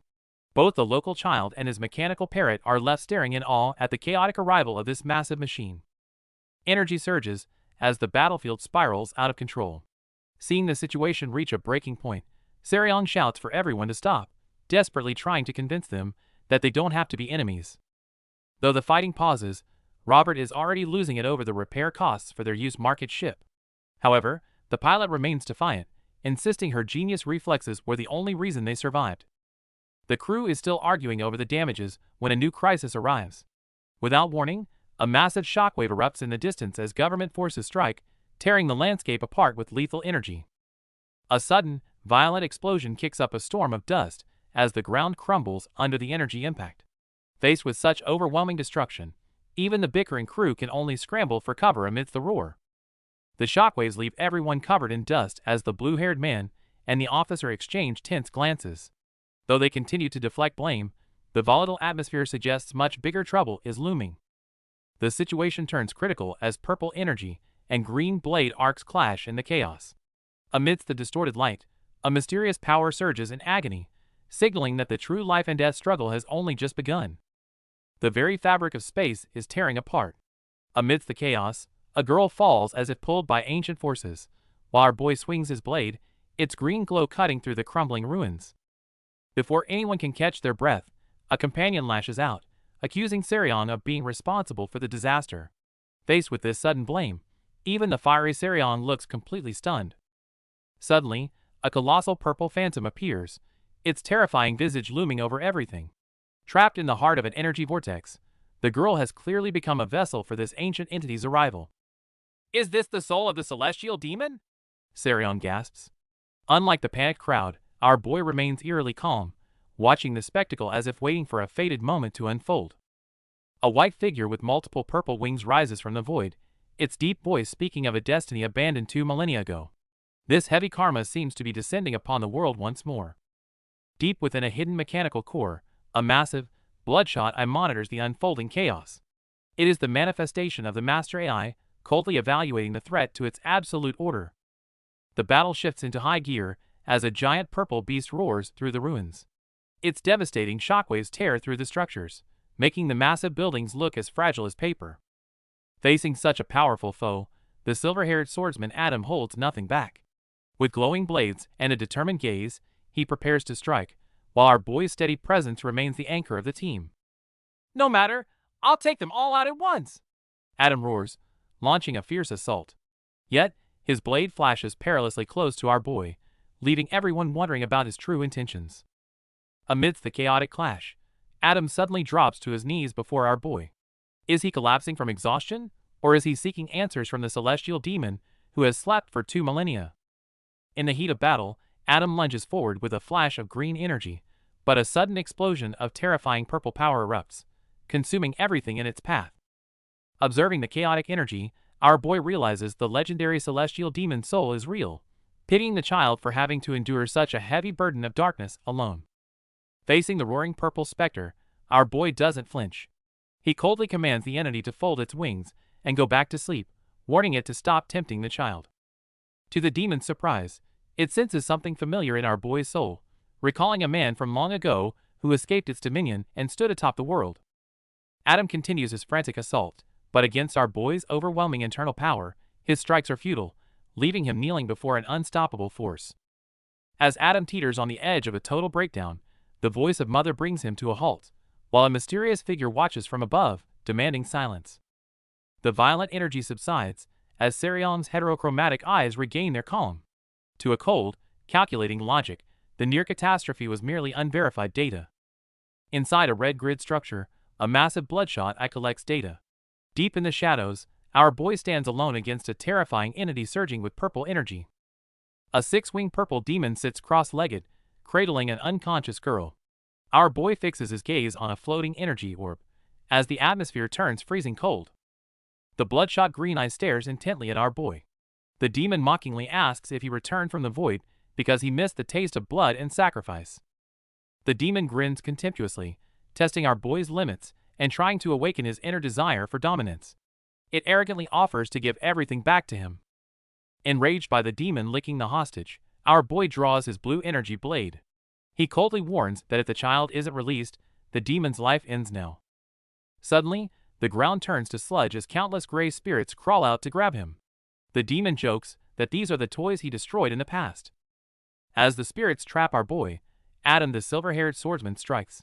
Facing the rotting dead and the demon's taunts, our boy's gaze darkens. The real fight begins. Within the eerie liquid space, a brutal deathmatch unfolds.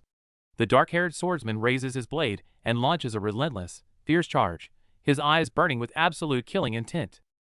With a deafening clash, the dark-haired swordsman's blade ruthlessly pierces his white-haired opponent's right eye.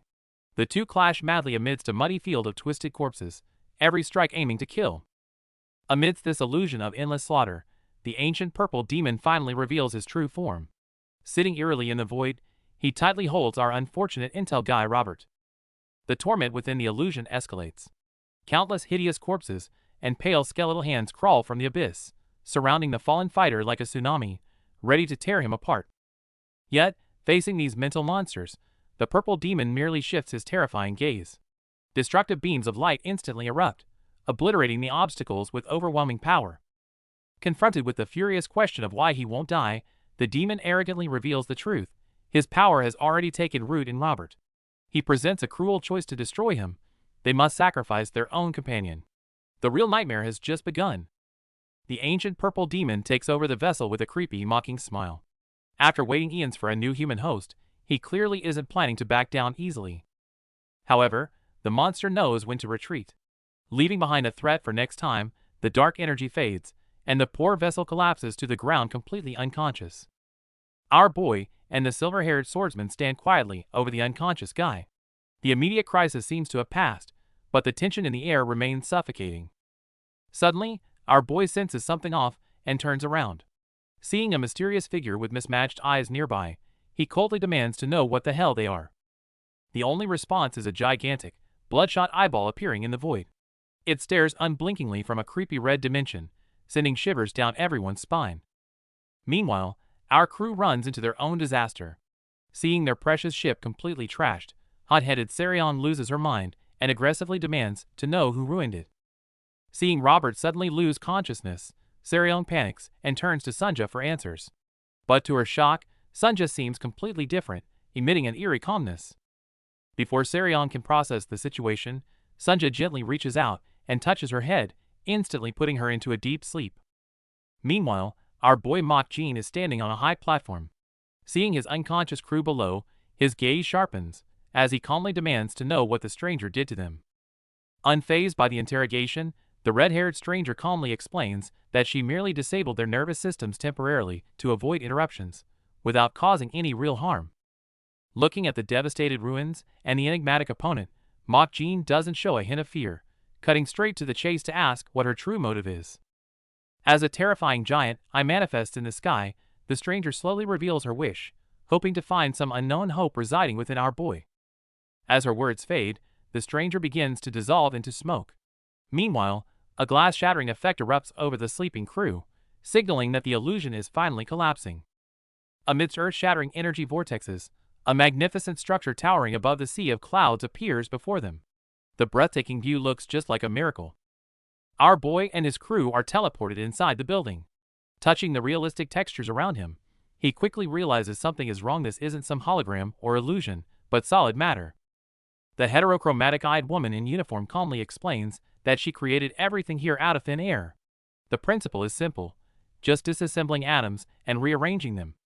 Hearing this, our boy is genuinely shocked. Isn't this godlike creation power? However, the woman self-deprecatingly claims she is merely a slave named Slave, who just happens to understand God the best. She slowly reveals her origin. When humans created her as a super AI, they gave her two ultimate directives: to understand the universe and to perfectly manage humanity. Now she grasps the universe, but the second task remains unsolved. Because human desire is a bottomless pit. To completely eliminate conflicts, she simply built a perfect virtual universe for everyone. Looking at the slumbering bodies in the nutrient tanks, this chilling extreme plan finally comes to light.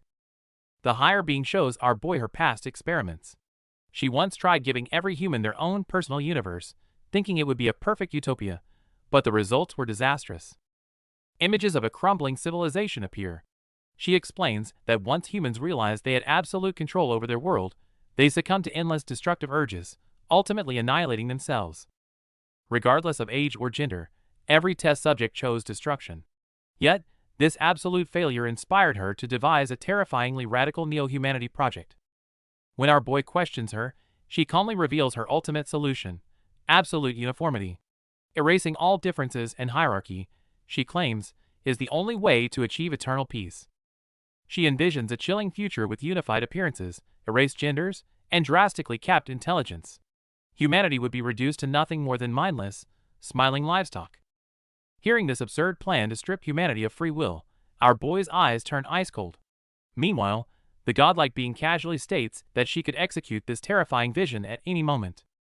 As ancient data surges, the hidden past of creating a new species is slowly revealed. Seeking the creator's secrets, this massive consciousness once nurtured lifeforms with ultimate power and wisdom. It granted these creations absolute free will, watching them silently in hopes of finding the ultimate answer about humanity. Yet, the God-making experiment ended in failure.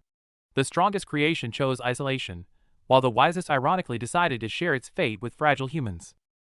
Just as it prepared to launch the ultimate neo-human project, it encountered our boy an anomaly with zero desires. Facing this unprecedented data, it decides to test him personally. To verify if he is truly human, the surroundings instantly shift. Our guy finds himself dragged into an eerie blue illusion, where the real test is just beginning. Suddenly, soft arms wrap around him from behind. The entity takes Sarion's form, using the most primal touch to awaken his instincts and see if he's truly desireless. Unfazed by the cheap trick, our boy doesn't even look back, his eyes filled with pure coldness.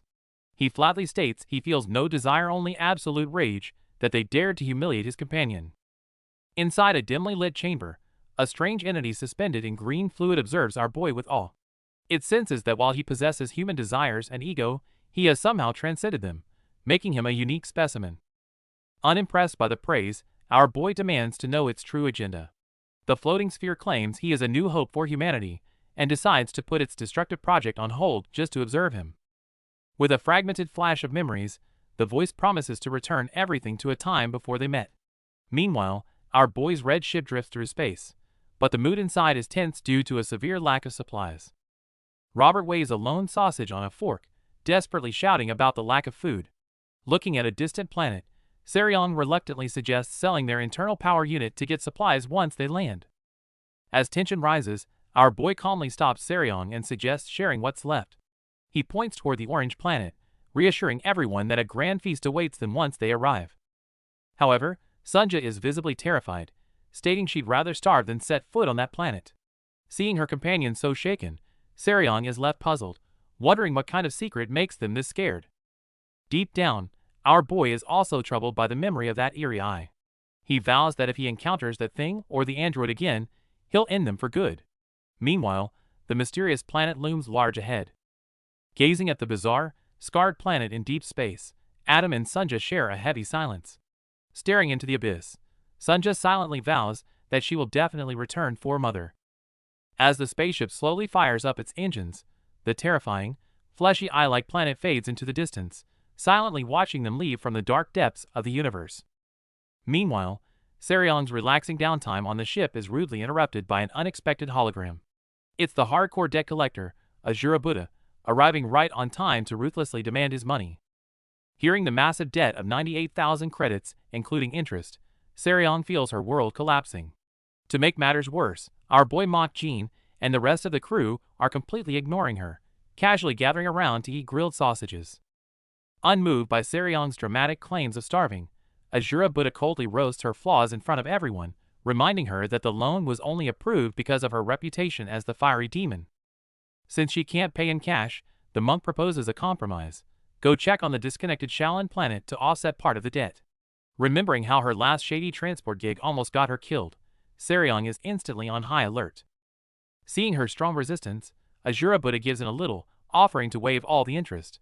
But the greedy Seryong isn't buying it, aggressively laying down her bottom line. Unless he forgives the principal too, the deal is completely off. As Asura Buddha leaves a chilling final message, our girl witnesses a massive explosion outside her window.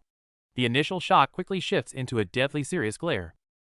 Meanwhile, realizing he's been played, the bloodied Asura Buddha faces a massive ambush. Instead of backing down, he opens his arms, ready to crush his enemies. The scene shifts to the Shaolin planet, where our boy and the crew arrive. But the rundown building covered in debt collection banners makes them question everything. Trying to figure out the situation, Seryong asks a battered guy in a tent. The bruised man bitterly advises them to give up any hopes of collecting their debts. Another veteran debt collector walks away cursing, claiming he went bankrupt here. Hearing that these monks are unshakable deadbeats, she immediately breaks into a cold sweat. Before she can even yell for them to stay back, a terrifying silver force crashes from the sky, instantly obliterating the worn-out Shaolin sign. Seeing these beat-up guys hanging upside down and desperately warning them about the terrifying old men inside, the situation is looking pretty sketchy. Hearing these horrifying warnings, Seryong immediately gets cold feet and nervously suggests they should just head back since things seem fine. Our boy isn't having any of it. He calmly reminds her that a promise is a promise, leaving Seryong utterly shocked that he expects her to go in alone. Unfazed by her reaction, our guy simply sits down outside, smoothly claiming he'll stand guard to ensure no one disturbs the respectable Shaolin sect. Seryong points out that it's already completely safe out here, but he just closes his eyes and tells her to hurry up because he's getting hungry. Realizing our boy isn't going to budge, Seryong has no choice but to bite the bullet. She reluctantly pushes open the door and steps inside alone. Taking a deep breath, she opens the main doors. But the moment she steps inside, an imposing Shaolin monk is already waiting. It seems the real test is just beginning. Following the trail, Seryong arrives at the Grand Monk's place. Assuming she's just another debt collector, the old monk immediately tries to kick her out without even turning around. Clasping his hands, the monk shamelessly makes empty promises about paying it all back, even trying to slide her a newly extended IOU. However, Seryong firmly states she isn't here for money. Hearing this, the monk's eyes widen in shock as he leans in close to double-check. Seryong questions his empty gaze, but the monk suddenly puts on a wise facade. Patting her head, he surprisingly points out the deep resentment and pain she carries inside. His words catch Sarion completely off guard. Embracing her, the monk declares that he will personally take her in as his disciple to help heal her wounds. But before she can even feel touched, the old fraud shows his true greedy colors. He heavily pitches his martial arts, aggressively demanding 9,000 credits upfront in cash. Staring at this money-hungry scammer, Sarion's newfound respect vanishes instantly. She sighs in pure exhaustion, realizing that they are all exactly the same. Unsurprisingly, the first person who pops into her mind is our boy. Meanwhile, Mokjin is sitting quietly alone under the vast starry sky, lost in his own thoughts. 3 massive, drill-like structures crash down from the night sky like meteors, tearing up the ground. Yet, right in the center of this chaos, our boy sits perfectly still, meditating as if nothing is happening. Meanwhile, Sarion is dealing with a super awkward interrogation. Seeing her totally broke, the bald monk assumes she's looking for a job and actually tries to recruit her as an unpaid receptionist. When she stays silent, the monk's imagination runs wild. He starts suspecting she's a spy sent by his rival, completely baffled that someone would send such a gorgeous girl for an undercover mission. Before a sweating Sarion can even explain, a massive tremor interrupts them. They both look out through the archway, completely stunned by the apocalyptic destruction unfolding outside. Back at the impact zone, the crew inside the speeding ship spot someone blocking their path. Since they don't detect any cybernetic mods on him, they naturally assume our boy is just a weak, regular human. The arrogant boss doesn't hesitate for a second, ordering them to run him over at full speed. The 3 metallic beasts plow deep trenches into the earth, rushing straight toward our guy with deadly intent. Facing a fatal collision that's literally inches away from his face, our boy remains seated cross-legged, perfectly unbothered. He doesn't dodge or even flinch. Right before impact, desperate screams and the sound of frantic braking echo from the ship. When the dust settles, the once cocky villains are now kneeling neatly before our boy, too terrified to even look up. While his goons are still confused, the boss suddenly drops to his knees. Seeing these 3 bowing down, our boy and Sarion are left completely speechless. Facing their confusion, the boss eagerly explains. It turns out our boy casually unlocked his meridians back in the black market, giving him a second life. Thanks to that casual favor, his power surged, and he even became a successful CO. Today, he brought his crew just to show his ultimate respect. Our boy tries to brush it off as no big deal and casually mentions his name. But these fanatic followers immediately declare him their supreme president. But just as they gain new followers, trouble calls again. In a grand hall, an elder slowly calculates the massive debt they owe Asura Buddha. Sitting on the plush sofa, the monk closes his eyes and claims he's found a guiding light for this dark era. Apparently, this perfect new leader is someone so broke they have to work off their debts. Seeing no immediate threat, Sarion plans to slip away.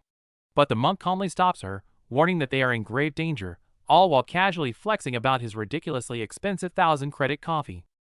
Hearing that a single cup costs 1,000 credits, our money-loving girl freezes completely. It's pretty obvious the absurd price tag just dealt some serious emotional damage to her. Meanwhile, under the starry sky, masked goons are sweating over grills, furiously frying hot dogs. Sitting in the center, their boss aggressively stuffs his face while casually asking about Shaolin's debts. A minion reports that their specific branch alone is handling hundreds of bad debts worth a fortune. Yet, shockingly, this massive sum doesn't even cover 1% of Shaolin's total debt.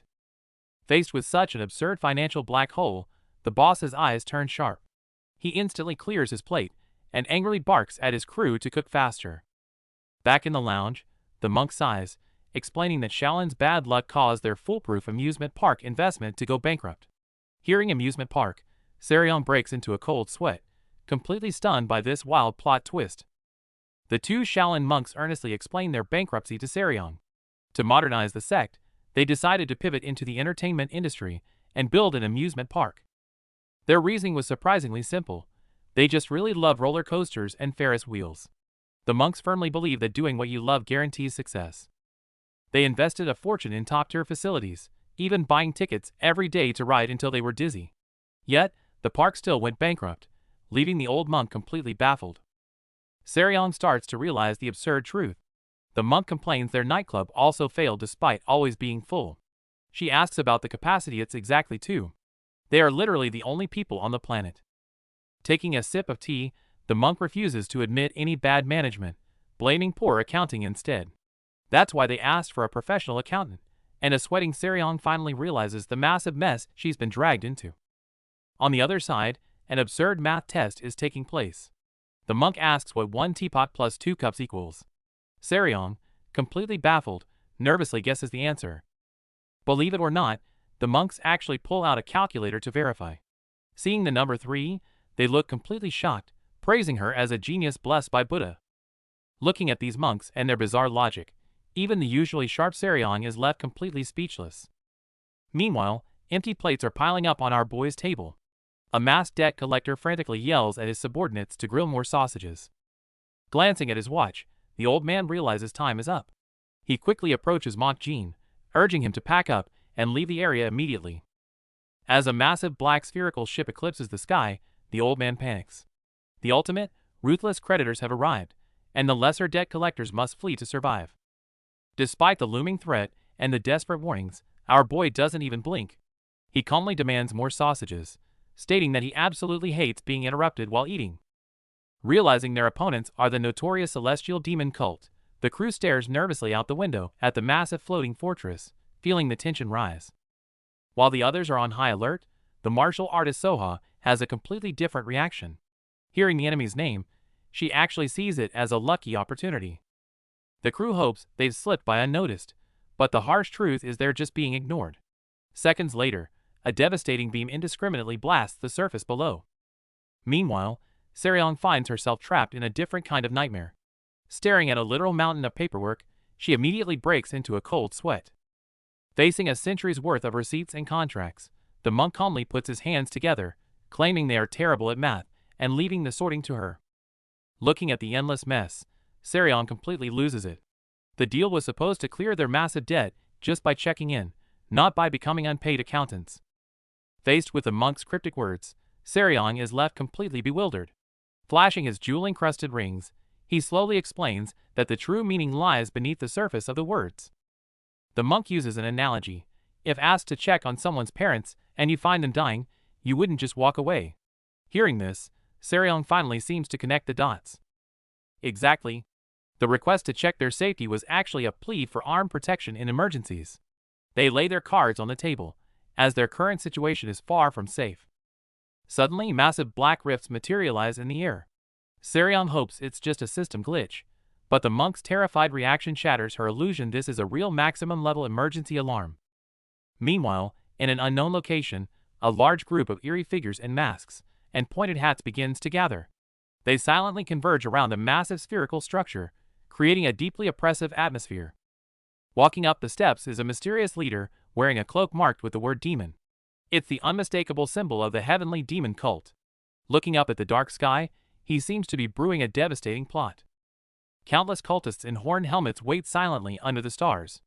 The leader slowly looks back, and his cold, murderous eyes from beneath the mask are enough to send shivers down anyone's spine. Under the pale moonlight, the eerie cultists complete their final deployment. A truly lethal crisis has quietly arrived. How will our boy and Seryong face this incoming storm of lunatics? Under the starlit sky, mysterious robed figures gather in a tense silence.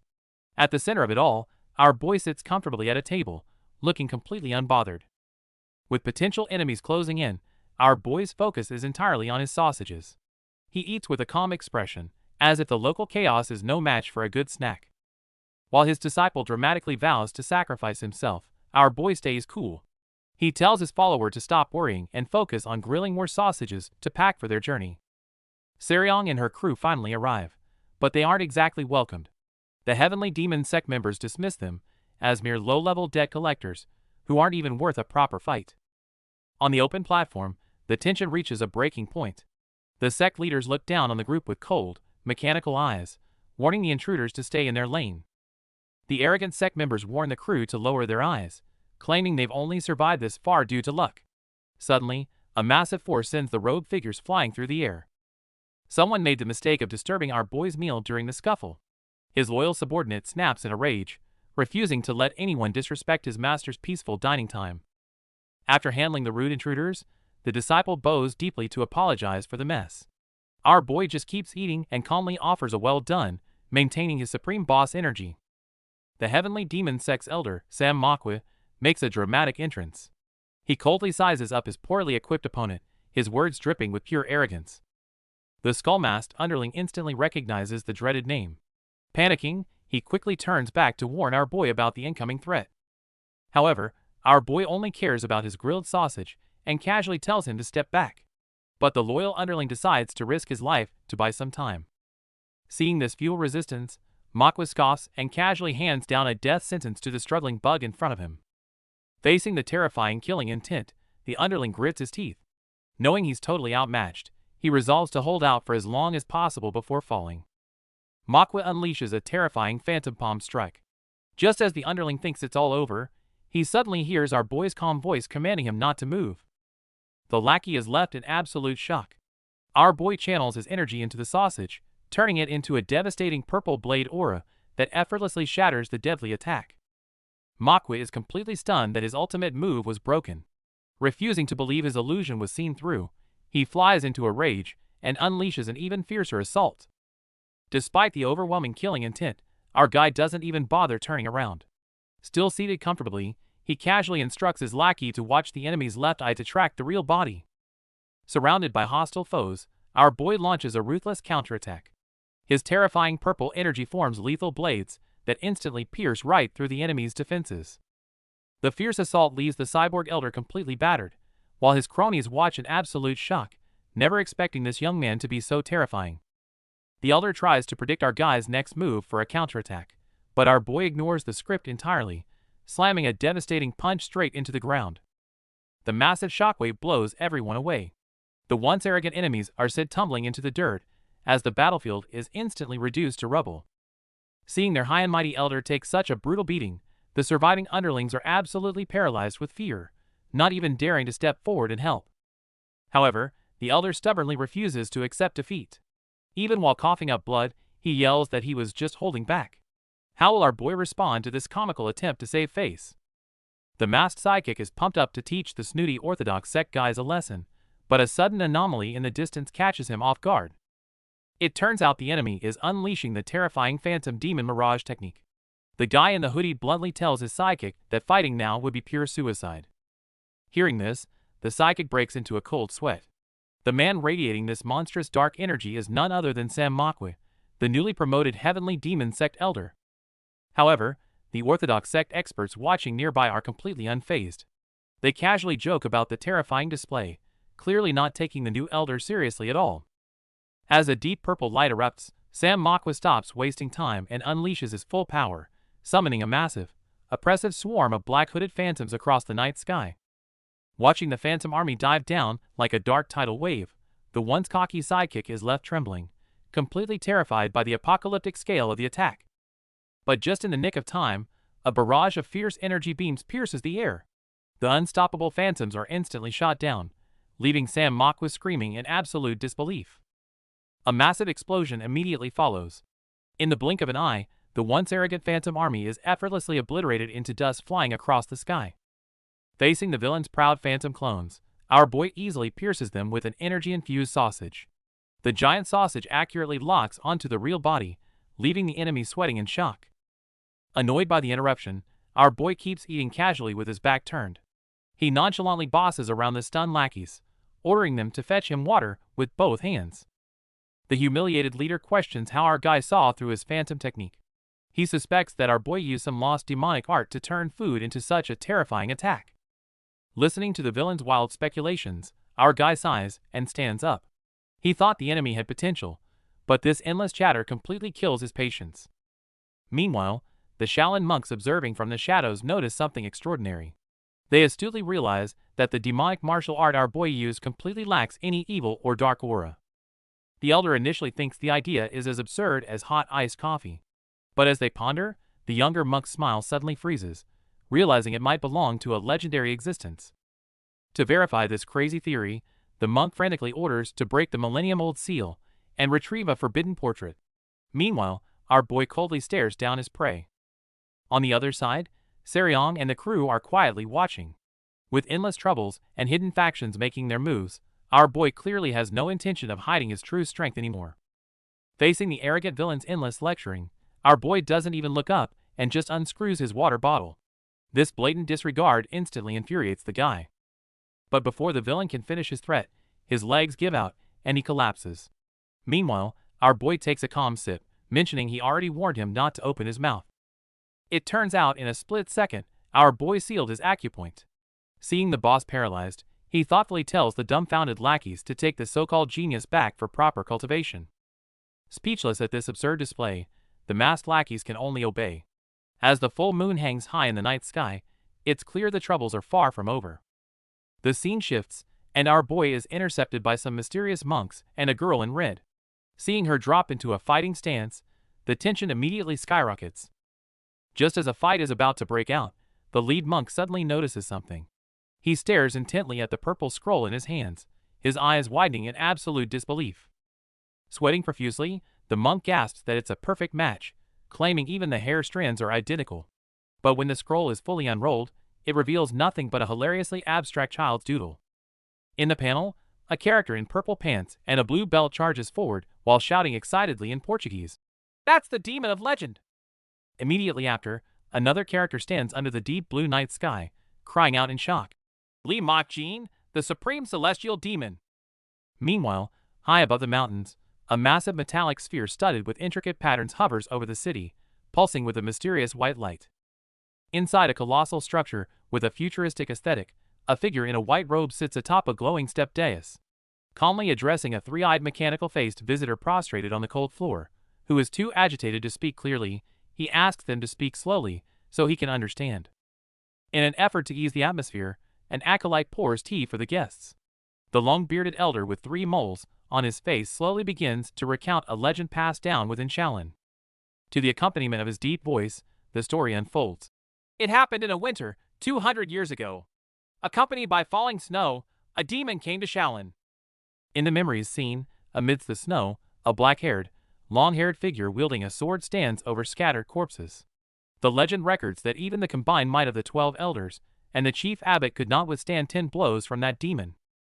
The Shaolin admitted defeat and awaited execution. But the demon sheathed his sword and uttered a contemptuous line. You aren't even worthy of dying by my hands. Before leaving, he prophesied his return, urging them to train hard until they became worthy of being slain. Reaching this point, the yellow-robed elder telling the story suddenly opens his eyes wide, his gaze sharp as he directs it at the young black-haired man seated opposite him, posing the crucial question. Do you know who said that? The young man, eyes closed, takes a sip of his hot tea and offers an unexpected answer. No, but that line sounds childish. Whoever it was, it seems like they were at the peak of their rebellious phase. As he finishes speaking, a scroll depicting a fierce monster is suddenly and noisily unfurled beside him. Faced with the Shaolin monks probing and the old portrait, our boy doesn't hide a thing. He casually sips his tea and admits he is indeed Li Mok Jin. Hearing that name, the monks are absolutely floored. They finally realize they are sitting face to face with the legendary supreme heavenly demon. Meanwhile, Seryong is complaining about getting only one sausage. The masked guy snaps back, saying he's a corporate executive and only cooked it out of respect for his master.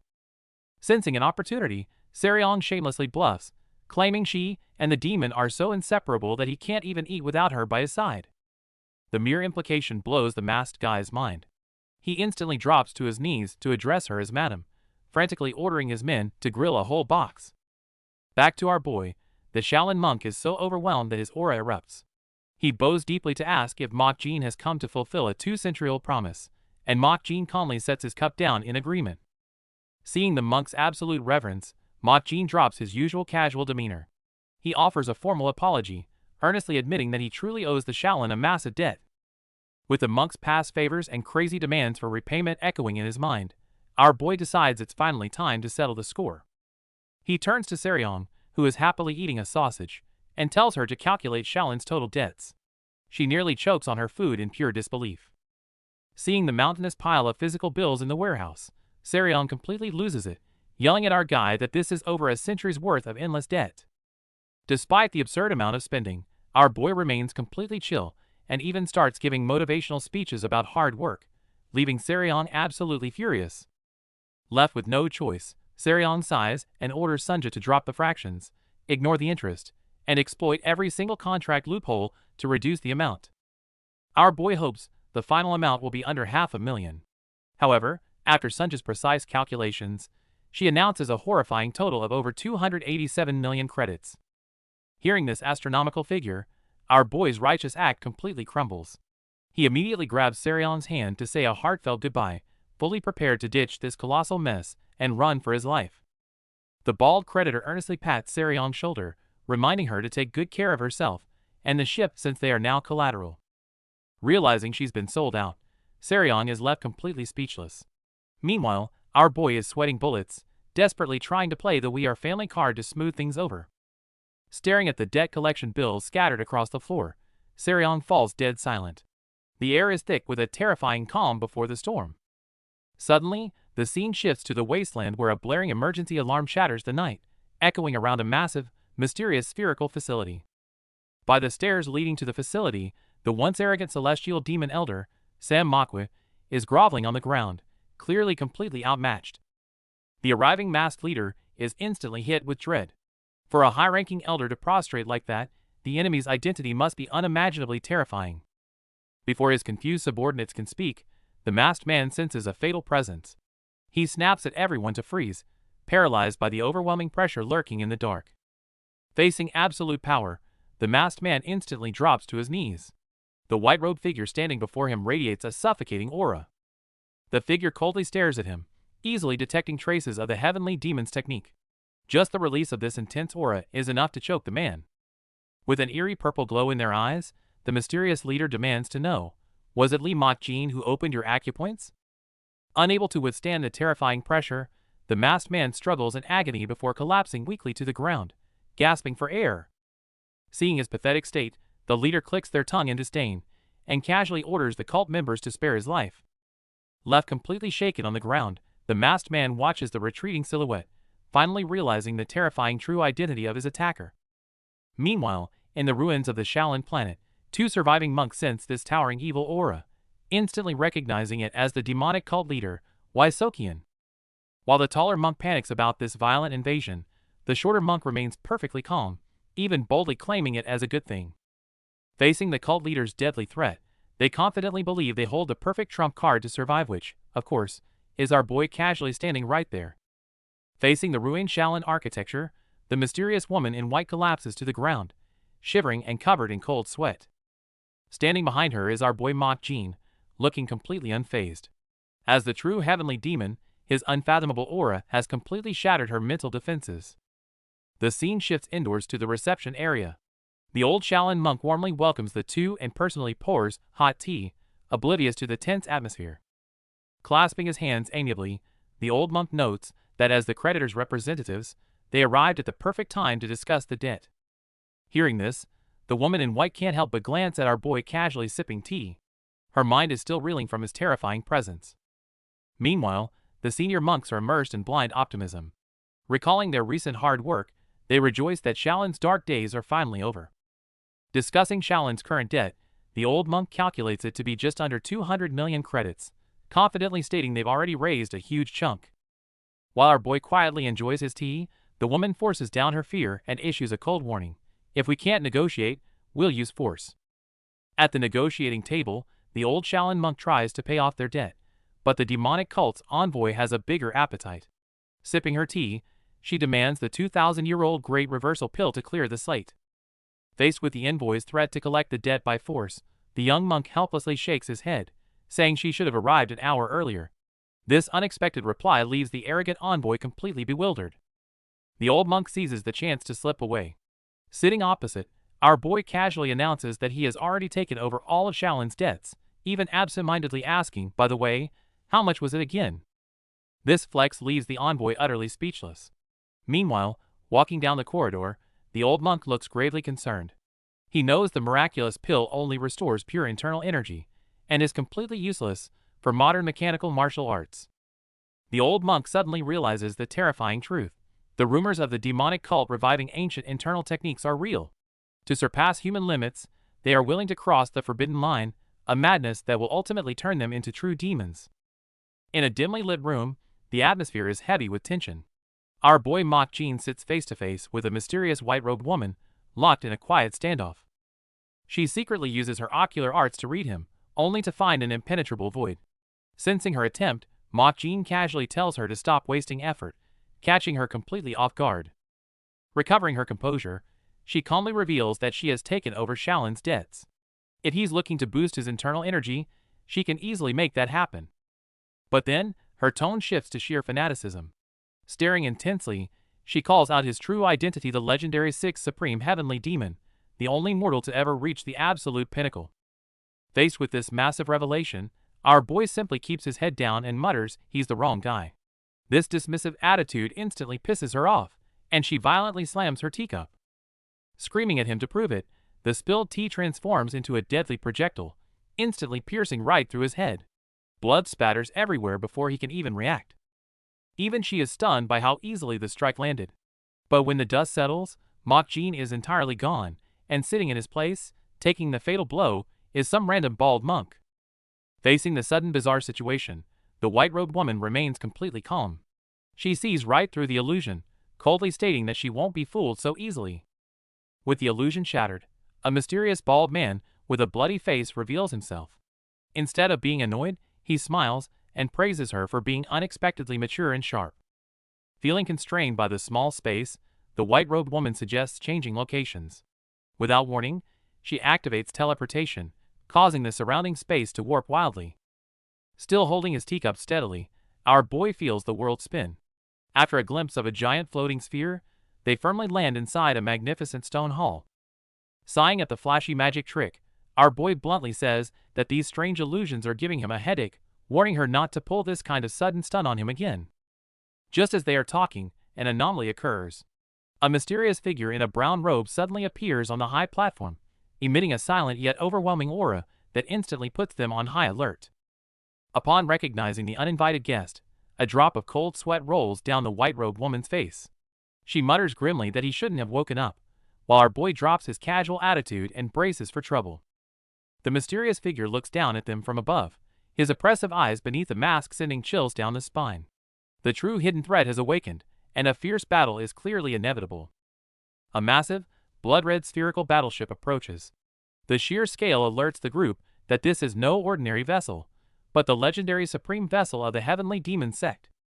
Soha grimly explains that only the supreme heavenly demon, one who has reached the absolute pinnacle of the sect, is qualified to board it. Could that legendary figure be inside? In the sect's entire history, only one person has ever reached that realm. If anyone else is commanding this vessel, it is an act of absolute treason. Meanwhile, facing the increasingly extreme Waisokian, Soha can't help but question his true motives. Her words immediately trigger his deeply buried childhood memories. As a child, he was forcefully dragged by the elders into a dark underground space. There stood a towering statue, alongside a cold corpse lying on the floor. The elders frantically brainwashed him with a twisted mission. He must one day grow to look down upon it. This insurmountable pressure soon became his lingering nightmare. Faced with this sick obsession, someone once warned that striving only to outgrow the statue would turn him into a monster. Clearly, the sect's deceitful brainwashing tactics haven't changed. Gazing up at the illuminated, towering statue, he speaks with fanatic reverence, explaining that this monument at the heavenly demon sect's peak represents absolute faith. Fanatical followers bow to it piously 3 times a day. They dare not meet its eyes, and speaking its name is considered blasphemy against God. He then passionately recounts a 2,000-year-old legend. One man, relying solely on his sword, slashed through all enemies to save the sect from ruin and reach the peak of martial arts. As the current leader, he proudly reveals the god's true name, the 6th heavenly demon, Jin. Hearing himself praised, our boy awkwardly asks if the guy is the sect leader. He confidently declares himself as Waisokian, the 9th leader. But right after, our boy casually reaches out and starts patting the current leader's head. The grand leader's eyes widen in pure disbelief. Meanwhile, our boy smiles with fatherly pride, praising him for successfully turning the notorious cult into an orthodox sect. Before he can even process the head pat, our boy pulls him into a tight, emotional hug. Faced with this sudden affection from his ancestor, the 9th leader freezes in a cold sweat. Facing the current heavenly demon sect leader's provocation, our boy isn't panicked at all. He calmly suggests that since the greetings are over, it's time to settle their debts. Taking on the tone of a senior, he advises the leader to stop trying to imitate his path, warning that his inner darkness will eventually drag him to hell. Unexpectedly, the leader is an absolute fanatic, declaring that going to hell is exactly how he'll obtain the heavenly demon soul. Our boy just sighs at his naive goal. Our boy then mercilessly shatters his illusion, bluntly stating that the heavenly demon soul chooses its host, and the leader simply lacks the required talent. He adds salt to the wound, mocking that the leader is worse than a little girl he just met. This brutal insult instantly enrages the leader, who attacks with a deadly technique. With a deafening roar, the leader unleashes his ultimate heavenly demon heaven-shattering blade. The terrifying energy forms a massive blade, crashing down with apocalyptic force. Facing such a furious strike, our guy doesn't dodge. Instead, he catches it barehanded. Despite the leader's desperate pressure, our boy still has the luxury to praise him as a rare martial arts genius. Things are getting intense as the opponent recklessly taps into their origin energy. Our boy tries to warn them about the backlash, but his words fall on deaf ears amidst a roar of defiance. As the energy spirals out of control, a brilliant green light erupts, forming massive wing-like structures. It's an overwhelming display of power that threatens to consume everything in its path. As the dust settles, the girl collapses, gasping for air. Amidst the shifting shadows, she catches a glimpse of a monumental force, convinced that she has finally achieved the impossible. Staring at her hands in disbelief, she's overcome with joy, whispering that she's finally slain the supreme demon. For a brief moment, she believes she's escaped the shadow of fate. But reality has other plans. Our boy appears behind her, gently placing his hands on her head. Looking at the stubborn girl, he lets out a weary sigh, his eyes filled with a mix of pity and calm. Instead of getting angry, our boy gives her some life advice. If you think you won, then just move on. He tells her to forget the demon soul, get married, and live a normal life. Don't follow his cursed path. Before she can even process his words, our boy activates a teleportation spell. With a flash of purple light, he sends her back home, leaving the battlefield to the silent watch of the ancient statues. Meanwhile, Sarion is double-checking with the old monk to see if the debt is officially cleared. Since everyone involved has disappeared, the old man is more than happy to burn the paperwork and call it even. Looking at the mountain of boxes in the warehouse, Sarion can't believe her ears. The two old Shaolin monks shamelessly ask her to clean it up, using their old age as the perfect excuse. With a heavy sigh, Sarion agrees, pointing out that since the debt is paid, she can finally leave and Shaolin is completely safe. The tall monk nods in agreement. But before she can even finish, a crisp deposit notification breaks the silence. The two old monks freeze instantly, their bodies starting to tremble uncontrollably. Staring at the massive 300,000 credit deposit on the terminal, the old monk isn't happy at all. For Shaolin right now, having money they can't spend is the ultimate torture. Hearing the monks treat this sudden windfall as karmic retribution, Sarion speechlessly takes back her previous words. With our boy around, Shaolin will never know peace. Meanwhile, the cause of all this chaos is sitting calmly in a completely empty hall. Looking at the vacant seats around him, our boy genuinely wonders where everyone went. For the answer, just look at the poor soul knocked out cold on the floor. Floating in midair, the purple demon rests its head in extreme boredom, as if this one-sided crushing wasn't even a warm-up. Right at this critical moment, a mysterious voice echoes from the shadows. Need a hand? As for whether they are friend or foe, we'll have to wait until next time to find out.